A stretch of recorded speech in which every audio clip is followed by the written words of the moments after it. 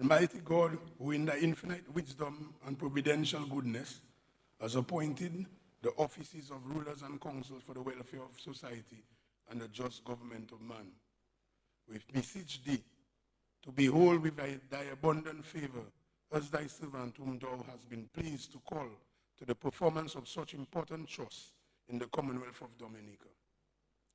Let thy blessing descend upon us here in this Parliament assembled, and grant that we may, as in thy presence, treat and consider all matters that shall come under our deliberation in so just and faithful a manner as to promote thy honor and glory, and to advance the good of those whose interests thou hast committed to our charge, all which we ask in the name and for the sake of our Lord and Savior, Jesus Christ. Amen.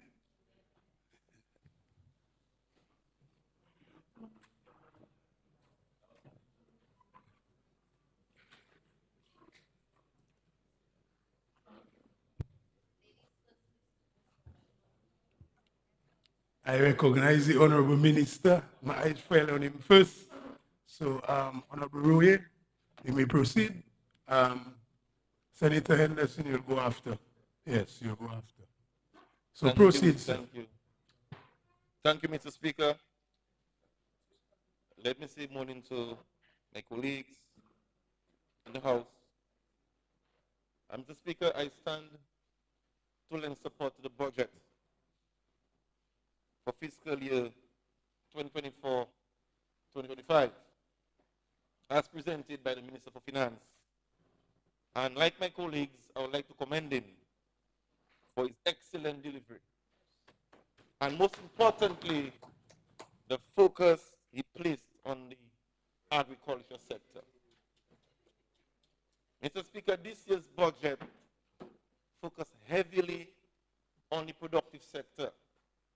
It includes tourism as well, which shows that the government is determined to enhance economic growth while creating sustainable jobs, Mr. Speaker. But before I continue, please permit me to extend warm greetings to the wonderful people of the Cottage Constituency.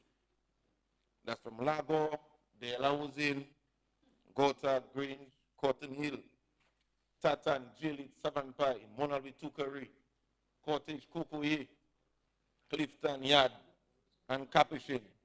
Yes, very big. Very, very loving people.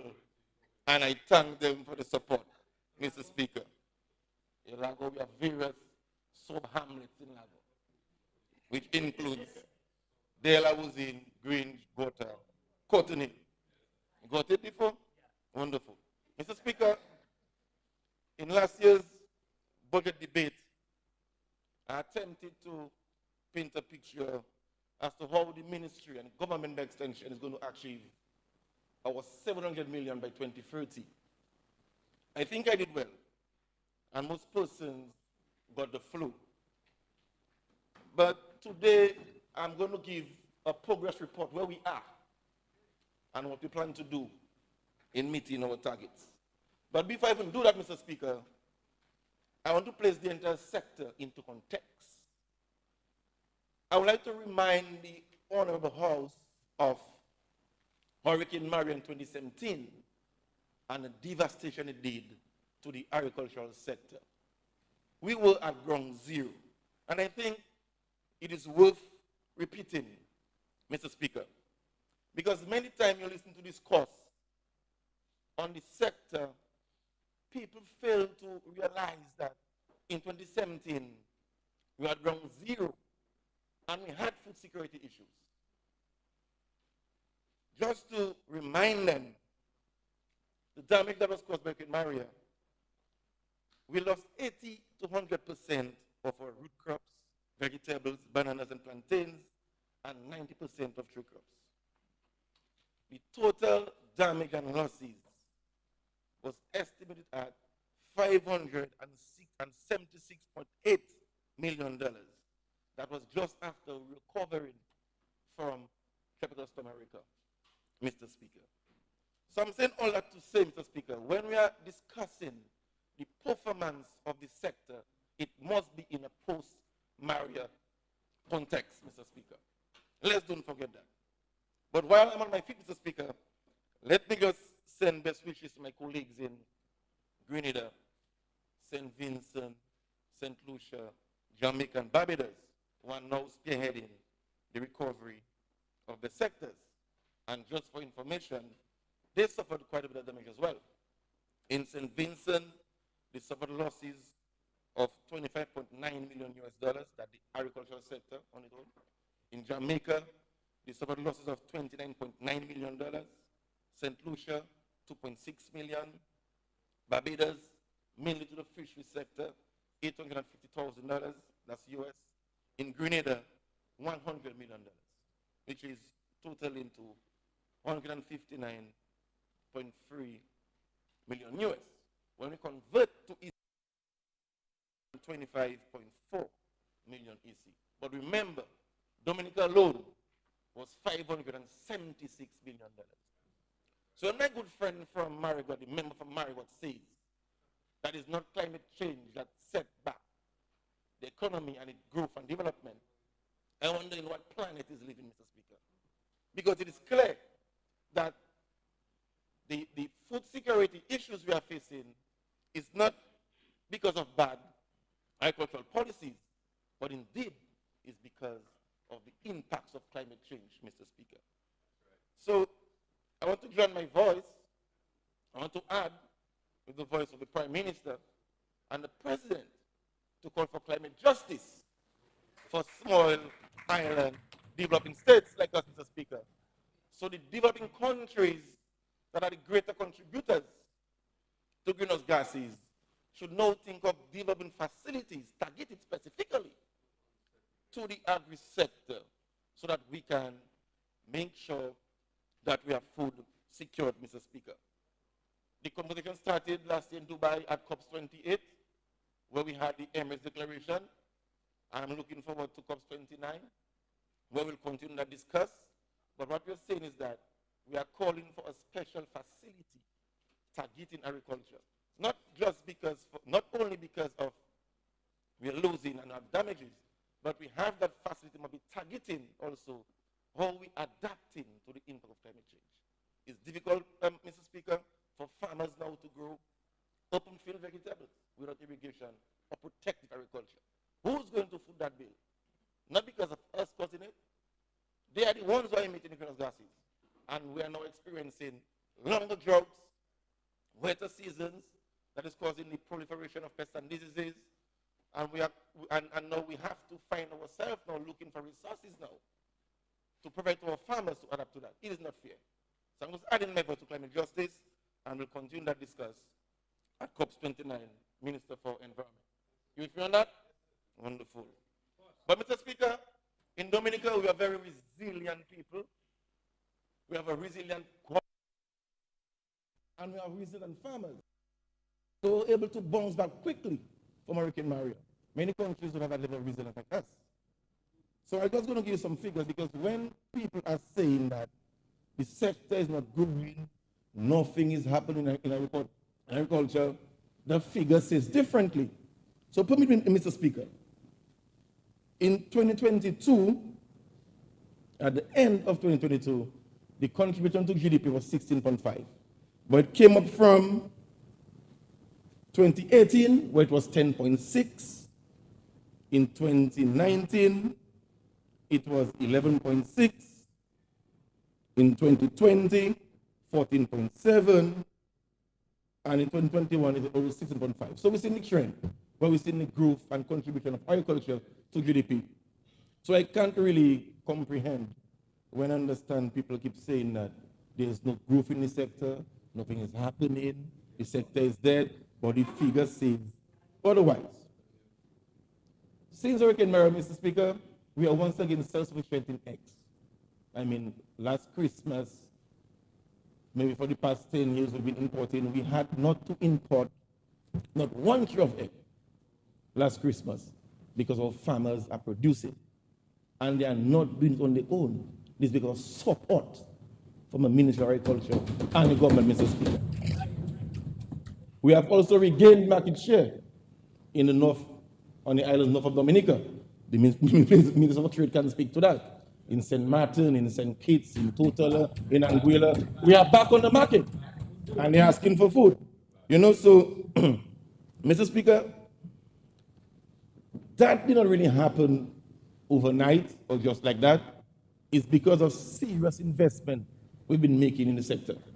And just to be clear on that, because many times we say we invest, people want us to show figures. But I'm a figures person, so I have plenty of figures for you today. When we look at the recurrent and capital expenditure, from 2018, we invested $33.8 million in the sector. From 2018-2019 fiscal year, it was $12.9 million. From 2019 to 2020 fiscal year, it was $17.4 million. 2020-2021 fiscal year, it was $24.4 million. 2021 to 2022, it was $35.2 million. 2022 to 2023, it was $24.1 million. And last fiscal year, it was $21.8 million. A total of $169.8 million for the past 5 years, Mr. Speaker. Post-Hurricane Maria. That's investment in the agricultural sector. So I can't understand you saying the government is not putting money in agriculture. I don't know what time you're living, but my figure says differently. And if you want to unpack these numbers, you can make a reference to page 49 of the Economic and Social Review. You'll see it is unpacked for 2019 to 2020. So you'll see the different heads where the money was spent. Okay? So that's the context, Mr. Speaker. So I'm going to provide some updates as where we are in meeting our 700 by 2030 goal, Mr. Speaker. Post-Hurricane Maria, we supported 4,563 farmers with input packages consisting of fertilizer, agrochemicals, tools, equipment, and planting material valued at $18 million. That just because give that to farmers to just go back in the land and plant. And we saw a resurgence of agriculture on over 4,000 acres of land, Mr. Speaker. The data is there to show. Okay? Mr. Speaker, since Hurricane Maria, we really did not implement a structured tree-crop replanting program. So we've put in system in place to do that. So currently, as I'm speaking to you, we have 100,000 seedlings rootstock of citrus at the Portsmouth Agri Station getting ready for distribution next year, Mr. Speaker. 100,000, that's a record. The most the ministry would have ever done before was 5,000. 100,000 citrus rootstock currently being ready, getting prepared for distribution next year, Mr. Speaker. That's citrus only. And as the largest propagation ever in CARICOM, the closest was 25,000 in Jamaica. I have records to show that. But how we not doing anything now? And while I'm on that, Mr. Speaker, I really want to commend my friend and colleague, Jerry Cabell, at the 1 Mile Agri Station. When many people thought my targets were ambitious, he stood by me and he got the job done. So that's the kind of spirit you want in the ministry. Okay, Mr. Speaker, I'm going to comment now. For cocoa, my good friend, my good friend there. Yeah, Paris. I know they do a lot of cocoa. Senator. Senator Paris, yes. We have supported the rehabilitation and establishment of 317 acres of cocoa among 226 farmers, Mr. Speaker. That's what it did from 2020 to 2024. 317 acres. We understand that the demand for cocoa is very high. Dexia is importing from Grenada, basically to supply the persons who are doing cocoa sticks and other byproducts of cocoa. So we are going to really bounce back with cocoa production so that we can be self-sufficient. So in 3-4 years, Mr. Speaker, we'll have no need to be importing cocoa beans from anywhere. We'll be self-sufficient in cocoa production. And that, Mr. Speaker, we're taking serious because the demand for cocoa beans very, very high. Other tree crops like avocado, we are currently propagating about 18,000 trees of avocado. Normally we would do 5,000, but we have some targets at the ministry. They said we are doing a structured replanting program, so we have to make planting materials available to the farmers. And for mangoes, we are doing about 12,000 as we speak. But the one I've dear to my heart, Mr. Speaker, is banana and plantains. Yes, because the demand for these two commodities are very high. We've imported 15,000 tissue culture planting plants, and we have distributed everything, Mr. Speaker, to farmers across the island, 15,000. As I'm speaking to you, we have 17,000 tissue culture banana planting material at the agri station currently being hardened for distribution in next week.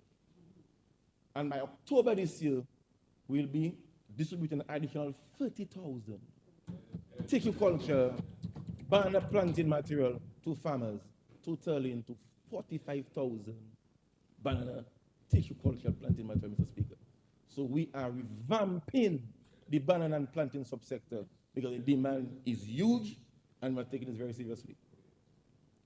Just for the planting material only, we spent about 76,000 EC to procure the planting material. But I'll give you some good news later because we have no need to import tissue culture planting material going forward. But we'll speak to that, Mr. Speaker. In addition to that, we did not just provide the planting material, but we've recently signed a contract of $1.1 million to provide the farmers with fertilizer, chemicals, and tools to ensure that the planting materials we give them are taken care of, Mr. Speaker. So it's not doing things vice versa. It's a plant program. Look your planting material, we give you fertilizers, chemical tools, and training to go with it to get it right, Mr. Speaker. That's how we do things, organized. We're not vice versa. Mr. Speaker, for white potatoes, this year we imported over 2,000 bags. We had a fair season. I must confess, we received the planting material a bit late, so we got a dry spell which affected the production. So we're on average this year, but last season. But this upcoming season, we are looking to import it much earlier, so we can catch the October-November planting season, so we can have a higher yield next season. But that's a very important crop, which we are putting focus on because it's one of our import substitution crops under that program that we are doing. So that we're going to place emphasis on. In addition, Mr. Speaker, we distributed over 400,000 seedlings, vegetable seedlings to farmers around the island. And that's from the Chinese mission at the Portsmouth Agricultural Station. That was in an effort to promote the backyard garden and, of course, to promote the fight against NCDs, Mr. Speaker. So that's a planned program we do, collaborating with the Ministry of Health to make sure that every home, household can have a tomato, a lettuce, or cabbage plant in the backyard. And we provided that planting material free of charge. But the most exciting part, Mr. Speaker, is livestock. Never in the history of agriculture we've seen so much investment in livestock production and focus on livestock production. So again, we provided over 170 farmers with building materials and monies for labor to construct resilient pens for chicken and pigs across the island.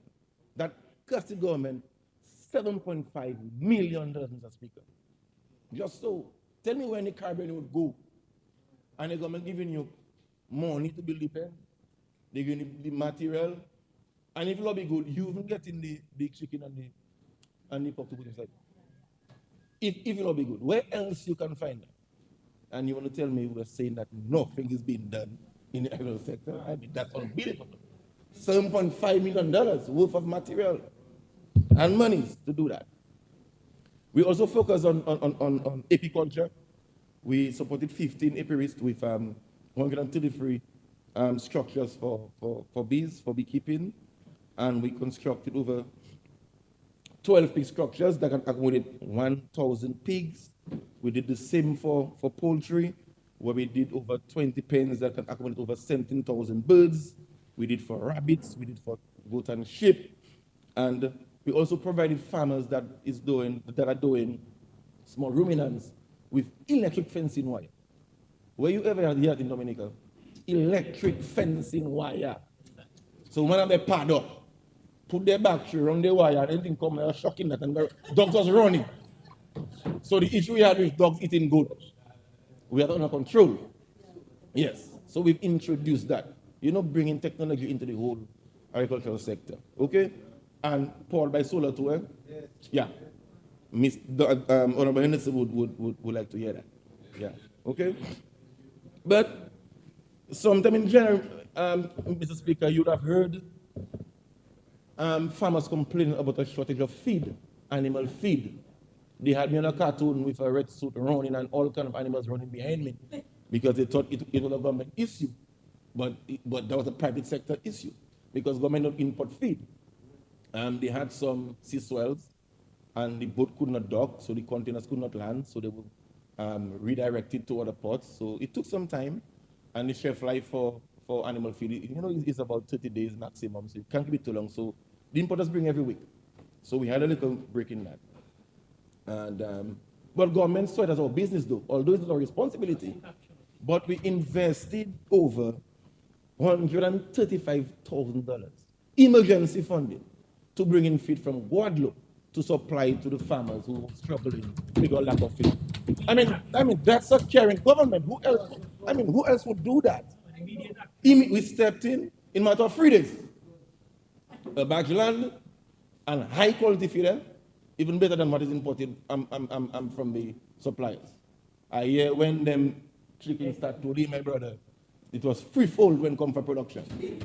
And the farmers keep asking for that brand, but we promise that we'll give back to see what we can do to bring a shipment again. High quality feed. So we stepped in to cushion that problem, and we were happy to do so. We also worked, Mr. Speaker, with some small ruminants farmers, around 34 of them, who brought in semen to do artificial insemination. That was a wonderful idea. Our technicians worked with them. We stored the straws at the Livestock station in Londonderry.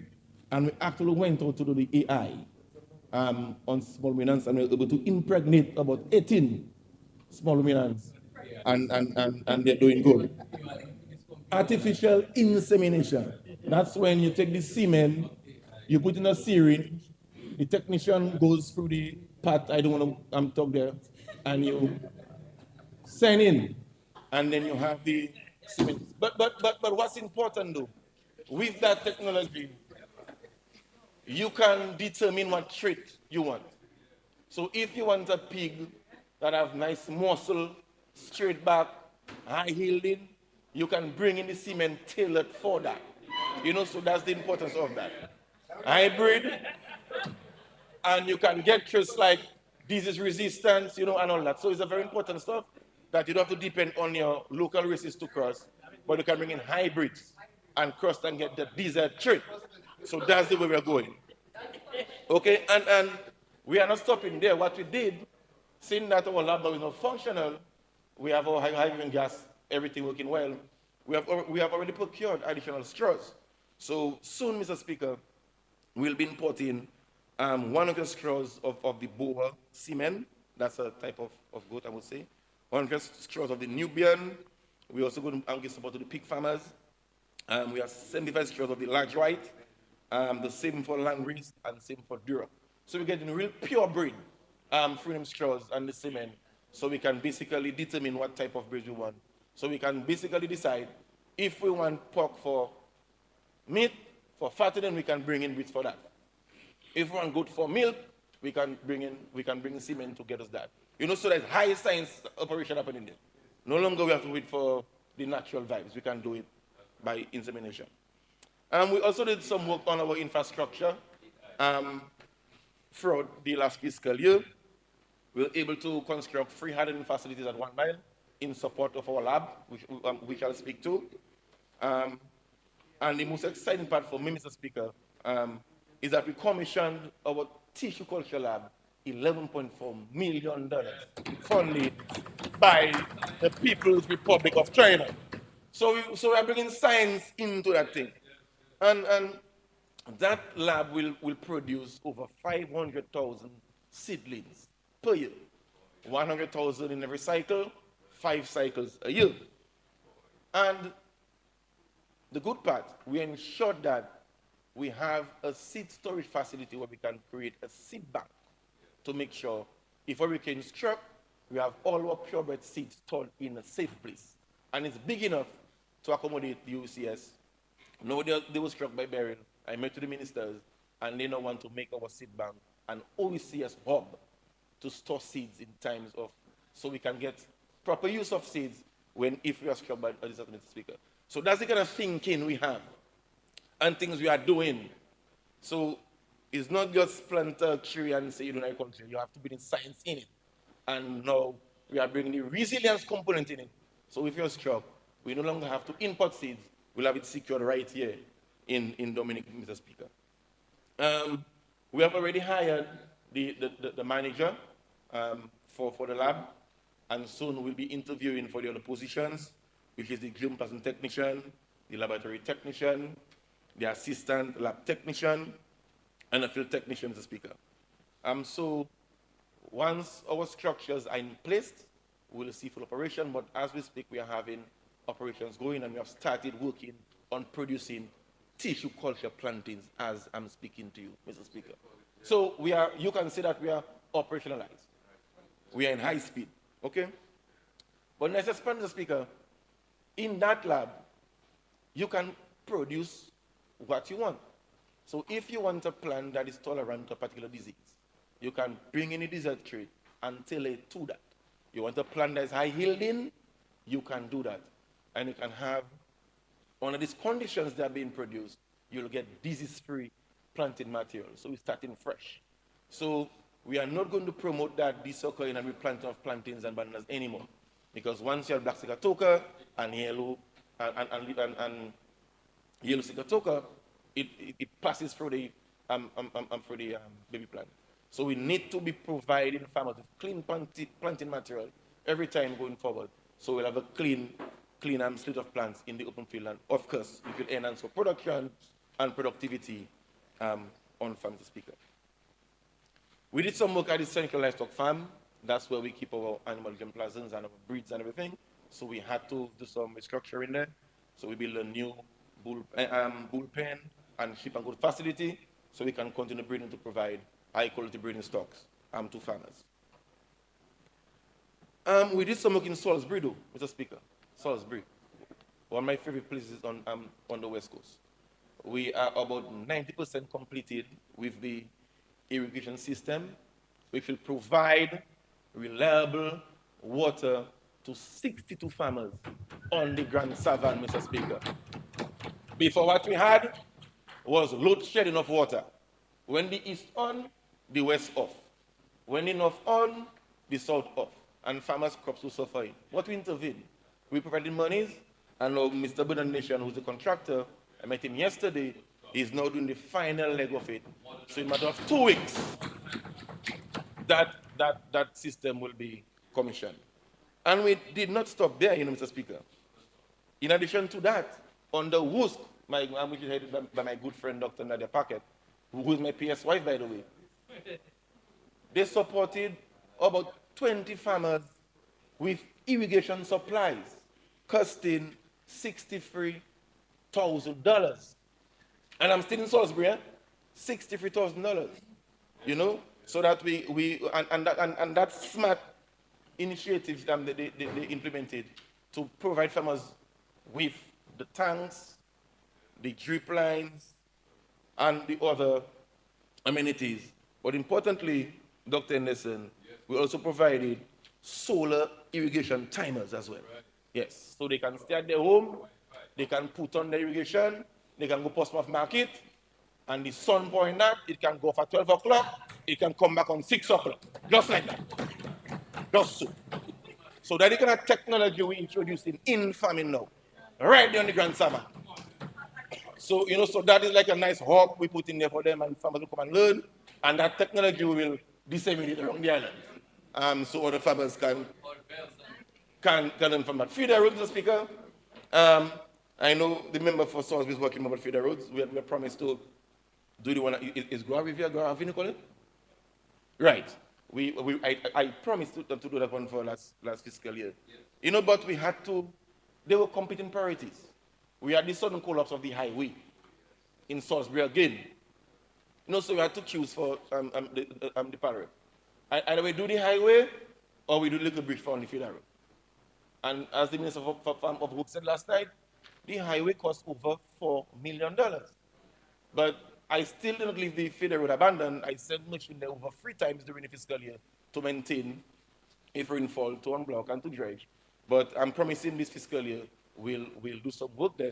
But in addition to that, we did work around the island. I see not only living, Mopo Makato get a lot of attention, Kalibishi, Woodford Hill, Cuba, Kahum, Paybush. We did some work last fiscal year. And as we promised, every year we'll add on some names in the budget which we'll pay attention to, and we'll take them by phases and by numbers until eventually we get everything done. Because cement, sand, stone, fiber mesh, and BRC expensive. Engineer Paris can tell that. And we try our best to see how we can provide that to the farmers. School agriculture, Mr. Speaker, we launched a school agriculture competition. Honorable Joseph will speak more to that. But just to say, we supported 13 primary schools, and we provided over 19,000 seedlings to the school, Mr. Speaker. But I'll leave that for Honorable Joseph, which is right down our alley. She'll speak to that a bit later. Youth in agriculture. That's my baby too, but I'll just stay a bit on it because Honorable Joseph will speak to more later. We are going to have next week, from the 7th to the 9th of August, that's from next Wednesday, the first OECS Youth in Agriculture Symposium in Dominica, where over 30 persons, young persons, farmers, entrepreneurs, will descend in Dominica, or on Dominica rather, where they will have talks, we'll have workshops, we'll have an expo right here in the Commonwealth, Mr. Speaker. And that was initiated by Dominica. That's why we are hosting the first ever OECS Youth in Agriculture workshops. Over 30 youth from Dominica will participate, so we have around 18 youth from the region, plus technicians and officials, and we have over 30 young persons registered already from Dominica to be part of that, where we're seeking to, share information and get them to love a skill and a sector that is important for our food security, Mr. Speaker. Agriculture mechanization, we did some work there. We procured some rotovators and power tillers before the potato planting season last year. It is not adequate. We still suffered because of lack of machinery, I must confess. But we have good news, Mr. Speaker. We have over 20 pieces of machines coming down from China, and the intention is to position them in every agricultural region so farmers can have full access to rotovators, tillers, and tractors. So God willing, this planting season will not experience that shortage of machines. So that's our plan. Over 25 pieces of tractors, rotovators, power tillers will be on island soon, and we are going to make them fully available to farmers so that they can prepare the land for planting season, not for white potatoes, but for vegetables and other crops that they grow, pineapples, etc. Extension mobility. I like to term it that way. I don't say transport for extension. It's extension mobility. That's what we call it at the ministry. We were able to purchase 3 brand new vehicles. The Public Farmer God is upset about it, but I forgive him for being vexed that I gave the excellent officer in Marigold Transport to go on his own farm at Craig. I really can understand that. Okay? We got 2 pickups and a Jimny. We would have preferred if we had 4 Jimnys instead. Review so far, the officer said they have preferred the Jimnys because it can go further inland and smaller roads and the terrain we have. But anyhow, we satisfied with what we got. over $400,000 was spent to provide vehicles for extension officers to meet the farmers because we had complaints. 2 complaints I got when I was moved to the ministry. The guys told me they don't have transport and they're not appointing. That's 2 complaints when I landed. For the past time I'm there, Mr. Speaker, we've appointed 25 extension officers. 25. At different levels, from AO3 to AO2 to AO1s. And now recently, we're able to provide them with the vehicles so that they can be comfortable and complain less and get to the farmer because that's what they've been paid for, to go out and meet the farmers. So we're trying our best as a government to really respond to the needs so the farmers can be better served, Mr. Speaker. So that's our mission. But another nice one, Mr. Speaker, is the procurement facility we established at the ministry, which is being, not at the ministry, but at Dexia, where we provided Dexia with 5 million EC to just buy food. Dexia buying so much food now, they're even buying oil. You understand? That's how the thing working, you know. And what we saw is that the farmers are encouraged now, and farmers are planting and they're producing. And it's evident because of the plantains we have on island now, and that farmers are so happy, they're making money. They come to Dexia, they deliver, them fellas grade that, in 3 days, they get next check, bam, in 2 days, in 2 days, they're being paid. Before, it had a longer wait, and they were frustrated, and they got a little, you know, disgruntled, and fellas pulled back. But now fellas beating wrist by Dexia now, because things are good, money flowing, farmers are happy, Mr. Speaker, because of this procurement facility. Yeah, okay. So, Mr. Speaker, for this fiscal year, we allocated about $6.1 million. We have 5.2 for capital and 9 million for recurrent. But we have plans for that money. So, if you permit me, Mr. Speaker, let me outline some of our plans for this fiscal year.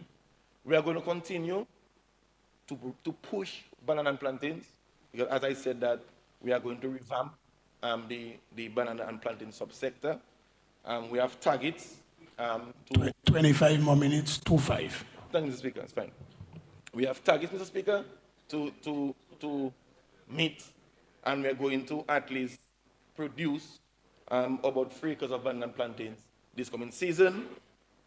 In addition to that, we'll strengthen our black sector management. We have some issues there. Although the farmers are willing and they're doing the stuff, but the black sector is really taking a hold. So we're going to really look at that, the whole management, where we provide the farmers with the equipment and the oil and the fungicides, empower them to do their own management, Mr. Speaker. For root crops, we are going to target the establishment of over 500 acres of root crops. This season, we're looking at yams, dashing, sweet potato, tiny ginger, and our 5Cs program, Mr. Speaker. Citrus, coconut, coffee, cocoa, but there was a silent C, Mr. Speaker. The last C was silent, so I could not say no way I went in no meeting. All I said in 5 Cs, but I was giving them 4 Cs. So now the last C now, Dr. McIntyre clearly articulated the last C in this budget. If you permit me, I'll quote. Mr. Speaker, the government of Dominica is committed to the development of a comprehensive legislation that allows for safe access to cannabis products for medical and therapeutic use while creating economic contributions, opportunities for growers and processors of the cannabis plant. So now I can say the 5C, the last C, cannabis. I mean, that is so progressive, Mr. Speaker, because the cannabis industry, the medicinal cannabis industry, no, the last time I checked, it was $12.6 billion. And it's projected by 2032, it will be 40.8 billion US dollars. So we need some of that. We need to be part of that, Mr. Speaker. Okay? And as a ministry, we're seeing that it will contribute to our target of this 700 million by 2030. So is that fifth C I could not say no. I can say, yeah, we'll pass by that time we'll that. You know, I'm so happy for that. And we'll work with the his chambers and the authority that PM spoke about that'll be established to ensure that that 5C is properly taken care of, Mr. Speaker. For irrigation, we have and will support over 100 farmers with irrigation micro systems for the farm, powered by solar as well, and some hand pumps. That will cost us over $1 million, Mr. Speaker, just to do that. We're also going to invest in protective agriculture, support about 73 farmers. That'll cost us about $2.1 million as well. And we must do that because, as I mentioned earlier, the impact of climate change. No longer farmers can plant open field. So we are not just doing things for show. We're doing things because we need to do it. So farmers need greenhouses, they need hydroponic systems, and they need irrigation because of the brutal drought periods that we are getting and the heavy rains that sometimes will shelter the product of our crops. So we must and we are going to invest $2.1 million in that in this fiscal year to support our farmers. We'll construct a citrus certification facility at Londonderry, Honorable Grant, which will be able to produce 50,000 seedlings. You know the issues we have with Chistesia and citrus greening disease. So we need to have that facility to ensure that when we produce citrus seedling material, that they're under the proper and best condition. And also, we'll expand the station at Woodford so we can do more cocoa and avocados to farmers. But an exciting part I know the member for Roseau would like is we are going to do an agro park. Not in Roseau, but in Prosper. But we are going to do, I know kid of technology, hydroponics. Yeah, that's it, finally. Where we'll have hydroponic systems and aquaculture ponds on one site. Where we have the technology, everything being automative, and have young persons come in to train. But of course, we'll do it in a public-private partnership model where we can also provide and produce this stuff commercially because there are some targets and markets that we have to meet, particularly for vegetables. So that's what we're going to do in Picard. We have already provided specs and we're going to tender out for the hydroponics. And under the phase 9 of the Chinese Techno Mission, we'll be getting agriculture set up. For that, they already visited, done the service, did their thing, and God willing, everything equal, we'll see that agro park in Portsmouth in this fiscal year. For livestock, Mr. Speaker, we'll continue to invest in livestock because we want to achieve protein security by 2030, and we have some targets. So we are looking to target to reduce the importation of meat by 30% by 2028 and by 65% by 2030.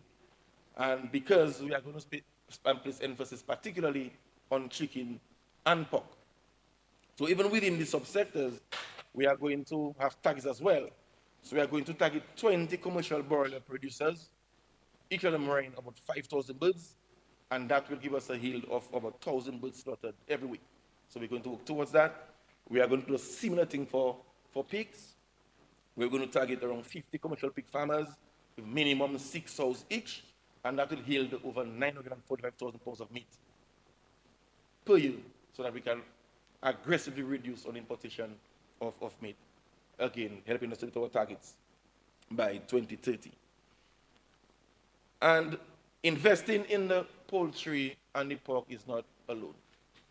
We have signed a contract for $6.4 million abattoir. So when we produce, we can process. Okay? As I'm speaking to you, work is ongoing.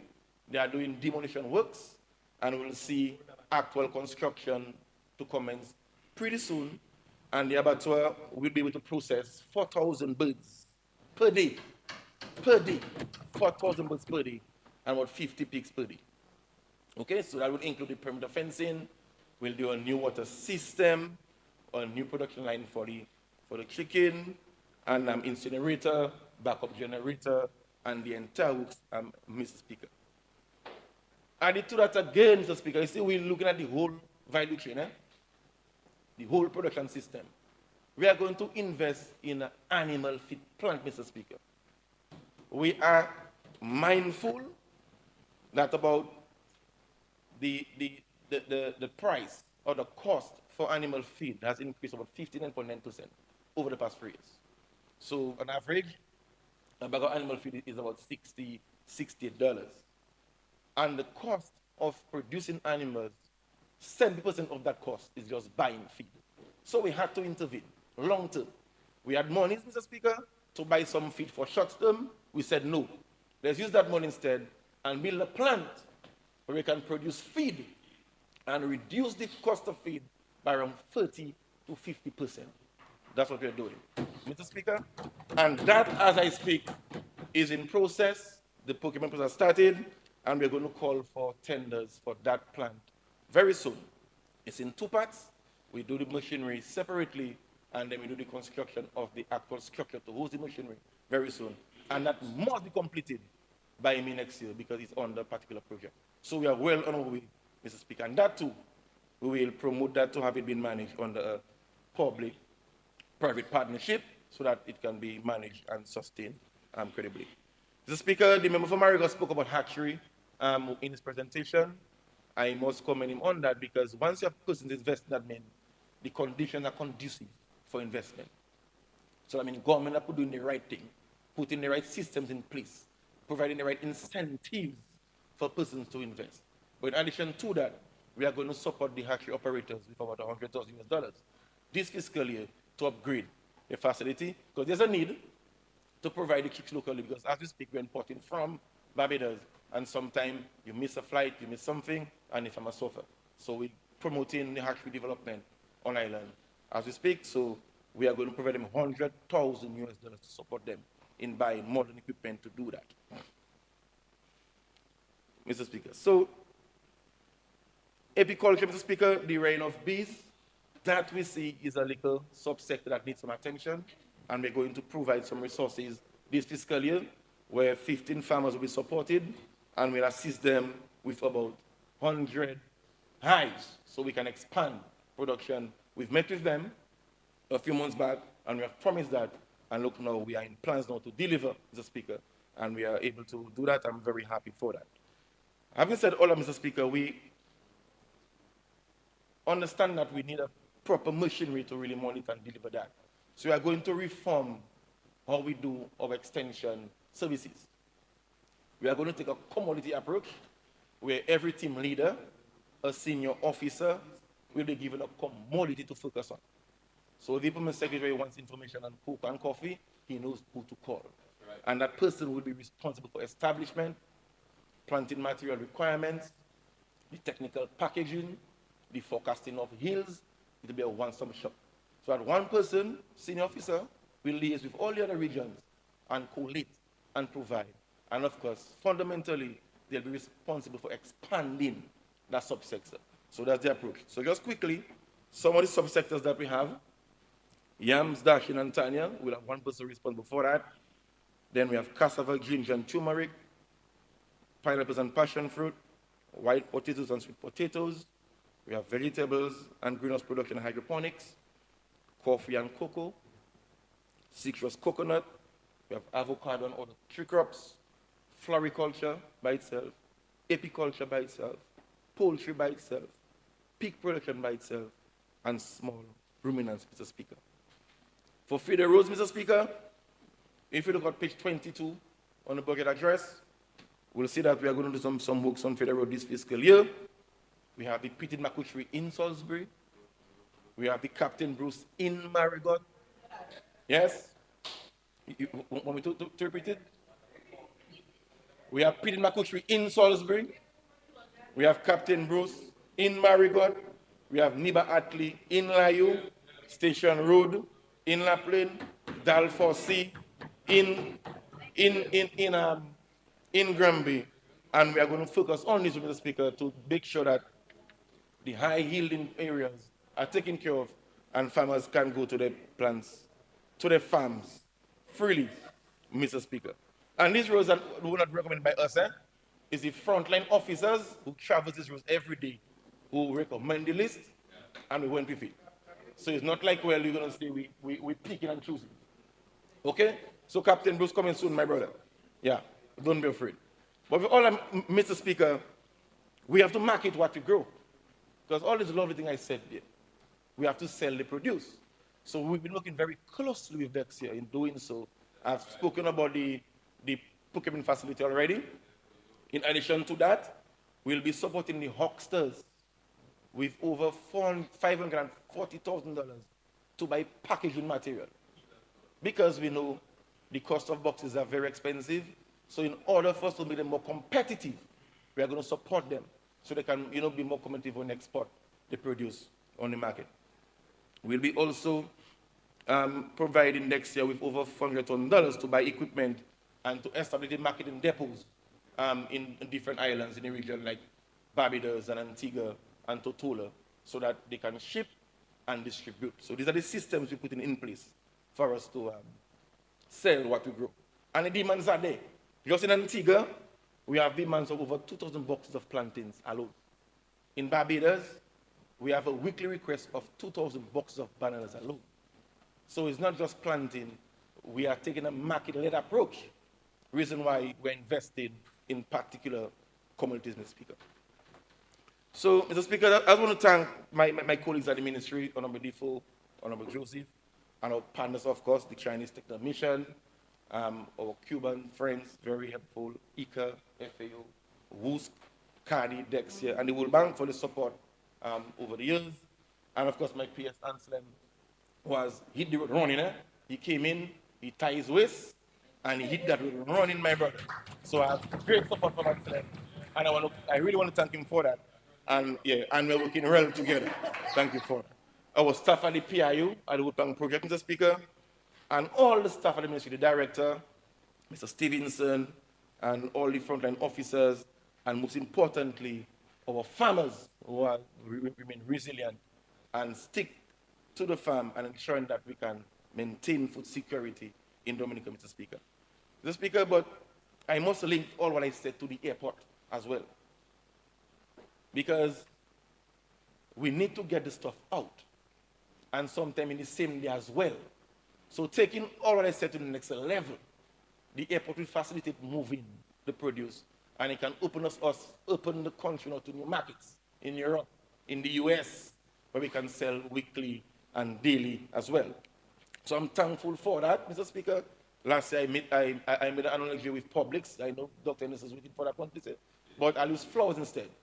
Imagine you in Newfoundland and you're harvesting 200 boxes of anthuriums. I need to get to a hotel in Miami by the evening.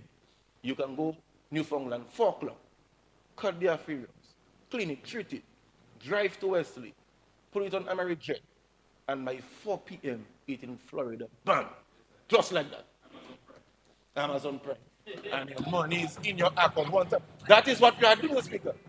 And I said, in St. Vincent, when they opened the new airport, the export of agricultural produce increased 5-fold. We have the models there, we have the examples here. So the farmers need to take ownership of the airport as well. It's not just for bed nights and for tourists, it's for the sector as well. And we know that. Reason why we are putting the system in place at the ministry to make sure our production levels are up, our farmers are mobilized, the technology is there, so we can respond to the market when the airport is ready for us, Mr. Speaker. That's what we are doing. I'm not speaking about the hotels. On page 18 of the budget, spoke about 5 new hotels. More tourists, more food will sell. More carrot, more cabbage, more lettuce, more tomato will sell. So that's how we connect with tourism. The cruise spot, you have more tourists descending in Dominica. When you want my boy want fig, she want lettuce, she want tanya. It will sell. So farmers will take care of that. The cable car will have the same impact. But of course, my baby, the marina, right in my constituency, the marina. Okay. Right in the Cottage constituency. $203 million investment in the marina. Being able to birth 100 yachts at a time. Providing 300 jobs in construction and 150 permanent jobs upon completion. It cannot get better than that, Mr. Speaker. Right then, Cottage. I love this, okay?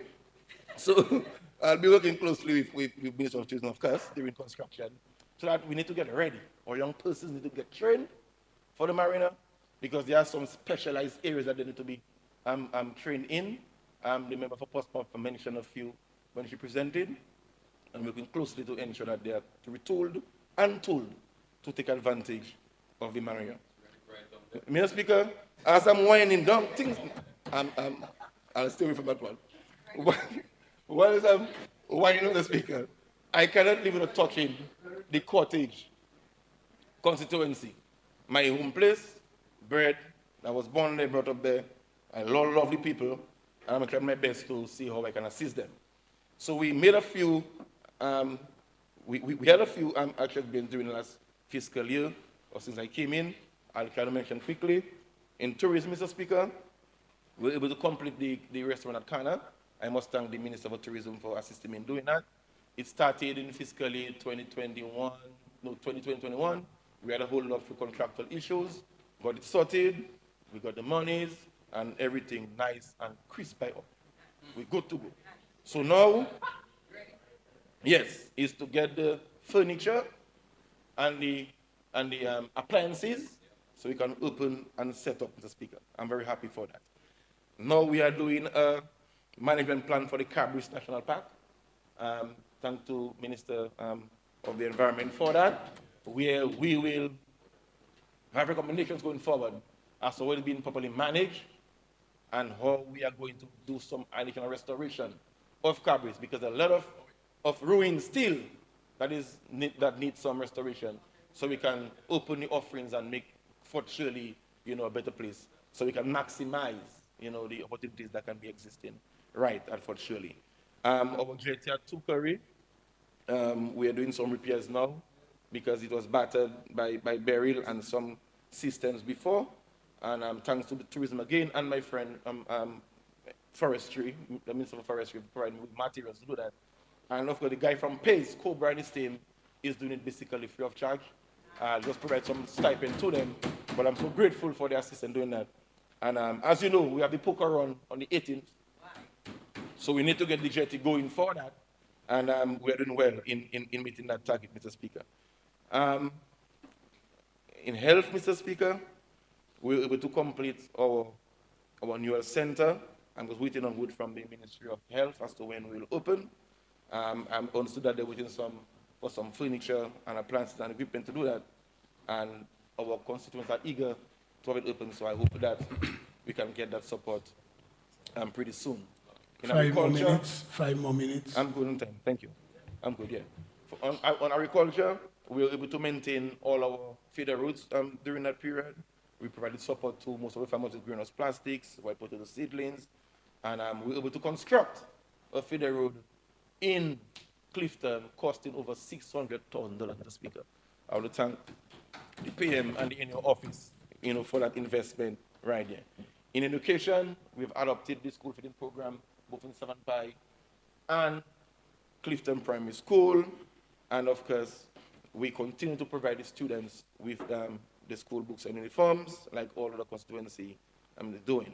In the blue economy, we have introduced a CMOS farming group in Tukari, where we're exploiting that mariculture concept, and the guys are doing well, and so we're growing the CMOS in Tukari Bay, and we're looking for great success from that particular investment.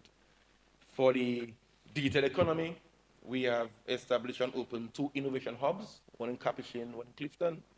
They are not just open, but we are doing trainings right there, empowering young persons in IT skills, and even young adults as well, to take advantage of the IT technologies that we're offering in Clifton and Capuchin. In sports, one very close to my heart, Mr. Speaker, we're able to launch the first football club in the Cottage constituency ever. First ever. We don't have playing fields for football, but we have some guys that were trained by Chris and Andy, and they use Portsmouth for now.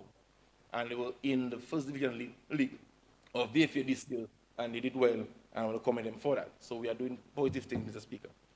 The Lamb of Playing Field, we will continue to do our rehab books at the field, and we have persons volunteering to have it manicured and prepared as we look to launch a few sporting activities this summer. In housing, I want to just special thanks to the PM for supporting me directly in doing some renovation works, well needed renovation works in Tukari, Clifton, Cottage, and Capuchin at a value of over $400,000. And the persons that benefited, they're very grateful and happy, and they send their thanks to the PM for that direct intervention. But going forward, Mr. Speaker, we have a lot of work to do in Cottage. We have some housing needs. We have to do some drainage works at that time. In Lago, in particular, we have some footpaths and drainage works. But importantly, we have the Cotton Hill water system that we need to get going because Cotton Hill is expanding. And we persons higher end don't have DOASCO. So I'm working with DOASCO. They already provided me with an invoice for that. They're working with me, and the PM has committed the funding for that. So this fiscally for sure will extend that water system for the persons up in Cotton Hill. And the list can go on. We have a lot to do, but I won't take the entire morning listing them. But I just want to thank the persons, my constituents, for their patience, for their love, and most importantly, their prayers for keeping me with them for that season. Very loving and kind people. They look out for me, I look out for them. I want to thank my association, my Labour Party Association in the Constituency. They are my foot soldiers, they work with me very closely. The chairpersons of the councils in Clifton and in Cottage, and our NEB coordinator, our NEB team, for doing a wonderful job in making sure the constituency is clean and green, so whenever you visit. So, Mr. Speaker, with that intervention, I would like to once again lend my support to the budget, and I'm looking forward to a fruitful fiscal year. Thank you very much.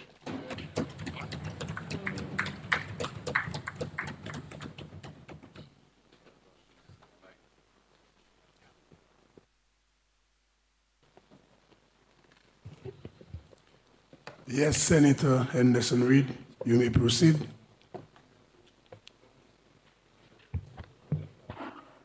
Thank you, Mr. Speaker. Thank you, Mr. James.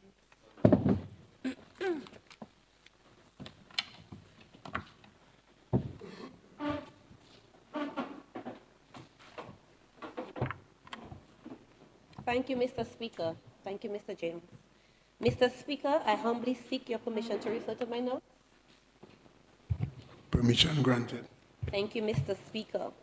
Mr. Speaker, I stand to give my contribution to the 2024-2025 national budget in a struggling economy where the words national reset is no longer heard, as no national reset has been done yet. When at this point, well, Mr. Speaker, a financial budget can be defined as a plan that outlines an organization's or individual's financial goals and how they intend to achieve them over a specific period, typically a year. A financial budget includes estimates of income and expenses, serving as a tool for tracking financial performance and informed decisions. What really adds value to a financial budget is a strategic plan.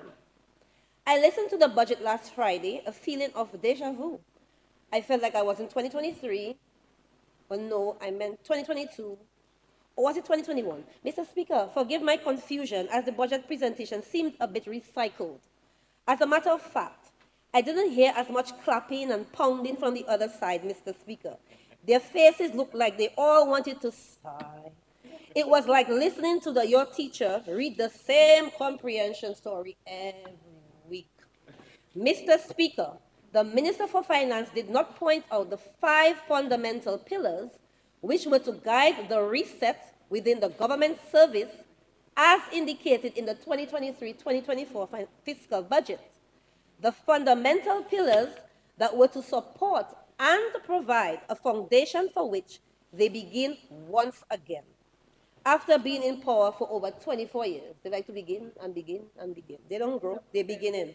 The analysis and comparison between the financial year 2022-2023 and 2023-2024 are very similar to that of 2024-2025, which clearly indicates that most ministries of government are operating with an implementation rate of less than 50% for development projects. Money is approved and the ministry simply cannot get the work done. People in the public are saying that the country is broke. But Mr. Speaker, I wouldn't say something like that. Mr. Speaker, let me say congratulations to the 77 small businesses who were awarded grants from the government through the Caribbean Digital Transformation Project. Kudos to the government for this initiative. When it is good, I will say it's good. However, Mr. Speaker, I listened to Senator Rowe last evening disputing the fact that quite a bit of businesses in the private sector closed their doors under this Labour Party government. I have on this list, Mr. Speaker, 111 prominent, 111 prominent private businesses which are no longer operational, and they all went out of business during the tenure of this Labour Party regime. Should I list them? Well, I only have 30 minutes, so I would have a copy for you, Senator Rowe. When a business closes its doors, this means that people are losing jobs. Families are being affected and the economy is being impacted significantly. Mr. Speaker, how can one minimize something so life-changing? Is the senator aware that absolutely nothing was done in 19 of the 21 improvement projects for which the Ministry of Culture, Youth, Sports and Community Development was responsible for in the last financial year? Imagine they could not even spend the $200,000 approved for strengthening the Dominica Youth Business Trust, the DYBT, which he claims to be so passionate about. Mr. Speaker, the youth are left lost for words because they do not see the budget presented for 2024-2025 fiscal year as encouraging or inspiring with the youth in mind. The takeaways from the budget presentation as it relates to youth, education, and culture is minimal. Once again, our young people are overlooked. Let's revisit the last fiscal year, where $23.6 million was approved for the Ministry of Education. The revised figure shows that $28.5 million was spent. The ministry overspent by $4.9 million, yet $0 was spent on the following projects: the Siniku Classroom Block, the Bellevue Chopin Petit Savant Primary School, renovation of the Cottage Secondary School, rehabilitation of the Goodwill Primary School, renovation of Education, Science and Technology Building, and Safe Schools Project. Mr. Speaker, we boast of the construction of a new, modern, and conducive Dominica Grammar School, the largest secondary school in the Roseau catchment area. Yet, it's alleged that the project is on pause due to non-payment. Some people might say it's a scandal, but Mr. Speaker, I wouldn't say that. I wouldn't say those things. Mr. Speaker, the Minister for Finance in his address spoke of the Center of Excellence, which would include facilities for training delivered by skilled professionals in auto mechanics, woodwork, garment production, air condition and refrigeration installation and repair, electricity and electronics. I commend this effort where the technical side of learning is making its way in the schools. So I applaud the Ministry of Education for that. On the other hand, Mr. Speaker, only 5.8% is allotted for education in 2024-2025 fiscal year. We continue to hear and read about the millions of dollars that the government of Dominica owes to Midwestern State University and Grambling State University in the US. The students resort to social media to cry for help. I heard the member from Wesley boast that the government of Dominica is funding tuition fees for students studying at those schools in the US. I am left to assume that the member is oblivious to the cry from the students, or he is just dishonest. Mr. Speaker, this is the same member. Member, you cannot say a member is dishonest. Withdraw. I withdraw. This is the same member who spoke of treachery in his presentation.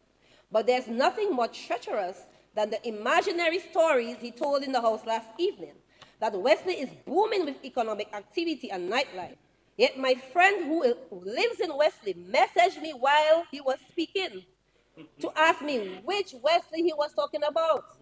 I told her it was John and Charles Wesley from the Methodist hymn book because it just could not be the community of Wesley located between Marigot and Woodford Hill in the Commonwealth of Dominica.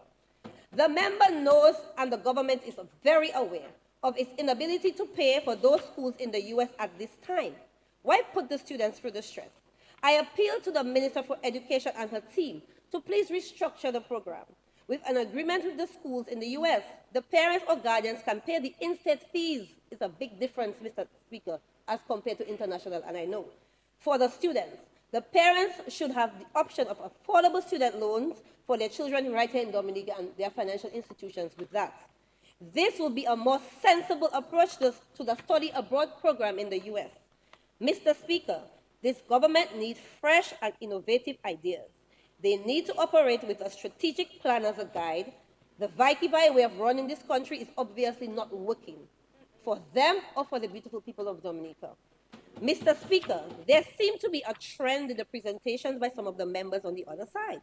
Pie in the sky promises, projects and initiatives in their presentations that somehow do not exist in the draft estimates for the fiscal year 2024-2025. Some people would say that these members are either dishonest or I withdraw. I wouldn't say that.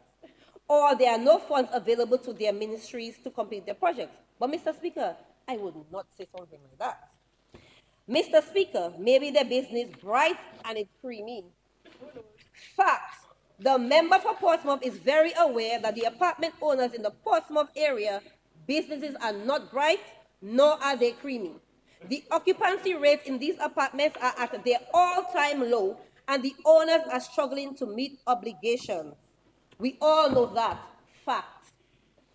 Mr. Speaker, I listened to Senator Oscar George on Monday evening where he stated that so many things are happening.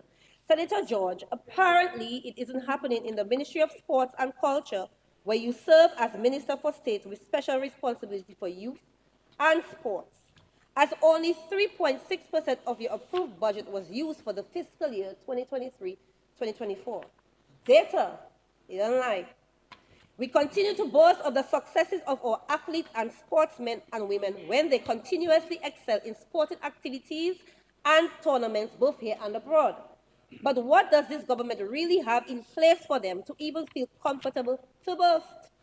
I wish to extend congratulations to the Will Strathmore Stevens Primary School, my alma mater, in the Marigot constituency, who were the champions for the following tournaments and cultural events: the 2024 Primary School Netball Championship, double championship in the boys and girls basketball tournament, girls volleyball championship, and gold medal at the National Schools Art Festival for dance. Mr. Speaker, I also wish to congratulate those who represented Dominica and represented well. Our cricketers Kevin Hodge, Alec Afanaz, and Stephen Pascal. Our very own King James, aka Addison James from the Marigot constituency, we salute you for winning medals after medals for your country. And to our athletes, especially those who are out there representing us at the Summer Olympics in Paris, we look forward to hearing your name on the international media, making Dominica extremely proud.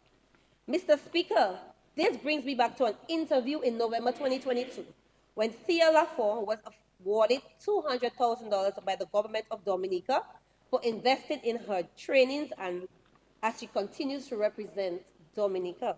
Well deserved. She deserved it.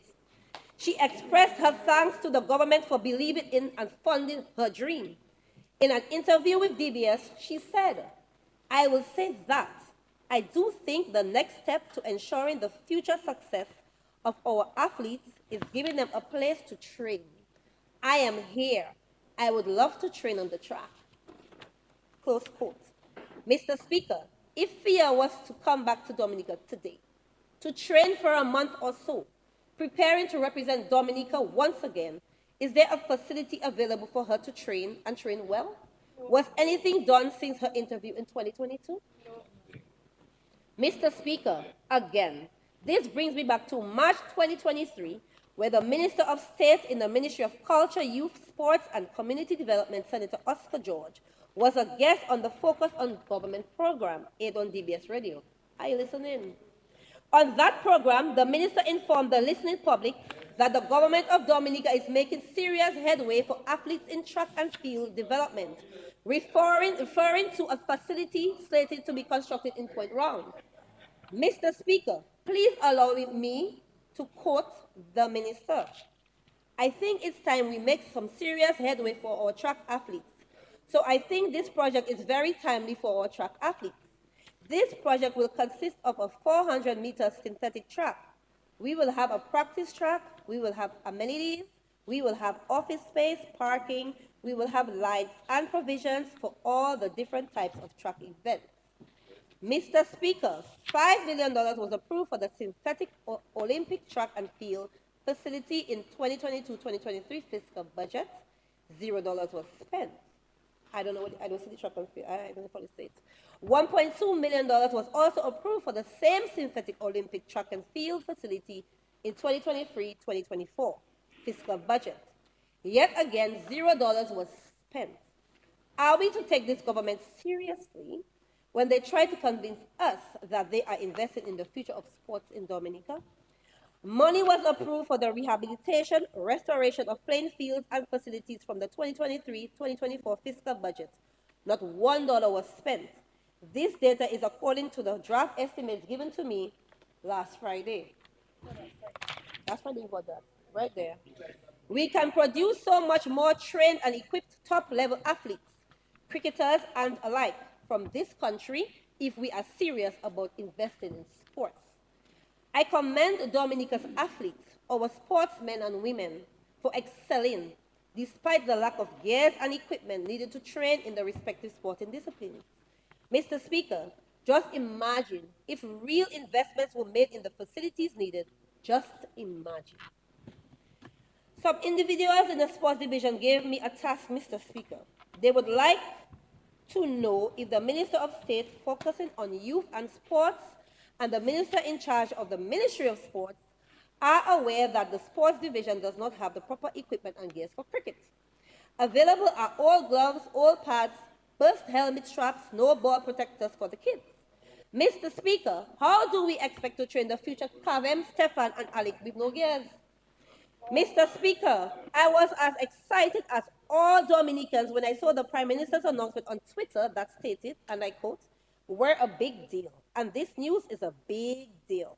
Dominica named among 7 Caribbean venues to host matches during the T20 World Cup, which runs from June 4th to 30th, 2024. So you would imagine my disappointment when I later read on WestIndiesCricket.com that we were no longer going to play host to the world for exciting cricket action right here in the Nature Isle. Some people say it is because we did not have money to put lights in the stadium. But Mr. Speaker, you know I would not say something like that. I don't say those things. Because $4.5 million was approved in the 2023-2024 fiscal budget for improvement works for ICC Men's T20 World Cup 2024. And in any event, Mr. Speaker, it could not have been about not having money. Because St. Lucia came right here to the National Bank of Dominica on Hillsborough Street earlier this year to get the millions it needed to complete preparations of its facilities to host 5 games in the same T20 Cricket World Cup. Mr. Speaker, I listened to the minister responsible for culture, youth, sports, and community development speak at the Golden Drum Awards on Saturday evening. She informed the audience and attendees that the long-awaited Arawak House of Culture will be opened by the end of the year. The minister then had to ask the audience to give a round of applause, asking those present to trust her. Can you just imagine? Mr. Speaker, DBS News, DBS News. Mr. Speaker, according to actual expenditure for 2023-2024 fiscal year, $0 was spent on the rehabilitation of the Arawak House of Culture. There is work to be done on the roof, and everything else is at standstill. This has been an ongoing project from 2018. Promises made, promises not kept. In the Minister for Finance budget presentation, he informed us once again that the government is continuing its effort to boost agriculture's contribution to GDP to $700 million by 2030. I have not seen any concrete plans to convince me that this will happen. But I am optimistic. I am optimistic. He continued to say that the government believes there is significant potential for growth in this sector, driven by the increasing global demand for food security. And Mr. Speaker, I must agree with this statement, Agriculture was once king, it can be king again. Roland, I believe in agriculture. However, I've noticed a significant reduction in the Ministry of Agriculture projects. Is it because the ministry only utilized 29% of its approved budget for the last fiscal year? Questions I ask you. Honorable Senator, Yes. do not call members by their name. I We're not on the apologize. block. We are not on the block. My apologies. So, The Minister for Agriculture. You spoke about an and you have to say OECS honorable minister or the honorable member for a particular the constituency. Honorable Minister for Agriculture. You spoke about an OECS Youth in Agriculture Symposium next week. But according to the draft estimates, the National Youth in Agriculture Program, NAYA, is suspended for the 2024-2025 fiscal year. Are they confusing us? As a matter of fact, in addition to NAYA, 4 other new projects in the budget for the fiscal year 2023-2024 have been suspended, namely Sustainable Fisheries Development Program, Agribusiness and Value Chain Development, National Agriculture Education Program, and Development of the Blue Economy. In the book I said that, right? Mr. Speaker, I would really like to know the reason for the suspension. My understanding of the National Youth in Agriculture Program, NAYA, was a means in support of young people involved in agriculture to support their drive and passion to set up their first farms or to modernize and expand their current farm facilities. $1 million for the program was announced in a press conference held on March 31st last year and was approved for the program in the 2023-2024 budget. According to the revised estimates, no money was spent and the project is suspended. How will agriculture contribute $700 million to GDP if the young men and women are not motivated, mobilized, versed, or trained in the agriculture industry as promised? Time and time again, the young people continue to wait for their turn. When will their turn come? Mr. Speaker, we will continue to champion the need for feeder roads in the Marigot constituency.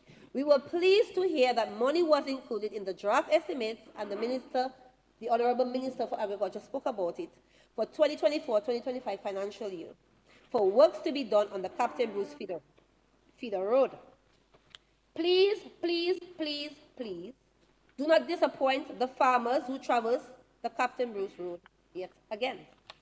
To my past colleague, the Minister for Agriculture, the Honorable Minister, what about the other critical feeder roads in the Marigot constituency? We have been waiting and waiting. We don't want to wait in vain for feeder roads. Mr. Speaker, there are other critical feeder roads which has been they're dilapidated, they reach a dilapidated state. The Mount George feeder road in Marigot looks like Jurassic Park. The young farmers in the area are highly discouraged as selling their produce is a challenge. Vehicle owners do not want to put their vehicles through this destroyed road. Young farmers like Rashid Chefi Stout continues to complain about traversing with produce on his head or on a wheelbarrow to get to an area that a vehicle can reach comfortably. Mr. Speaker, we want to encourage young people to get into agriculture, but what are we doing to entice them? Some of the money that was not spent in the last fiscal year could be allotted to the feeder roads. I will continue to remind the Minister, the Honorable Minister for Agriculture, that feeder roads need attention. Mr. Speaker, let's talk about the poultry feed shortage issue and the effect that this is having on the birds and their laying abilities. A matter of fact, the Honorable Minister for Agriculture, I will leave you in the hands of Mrs.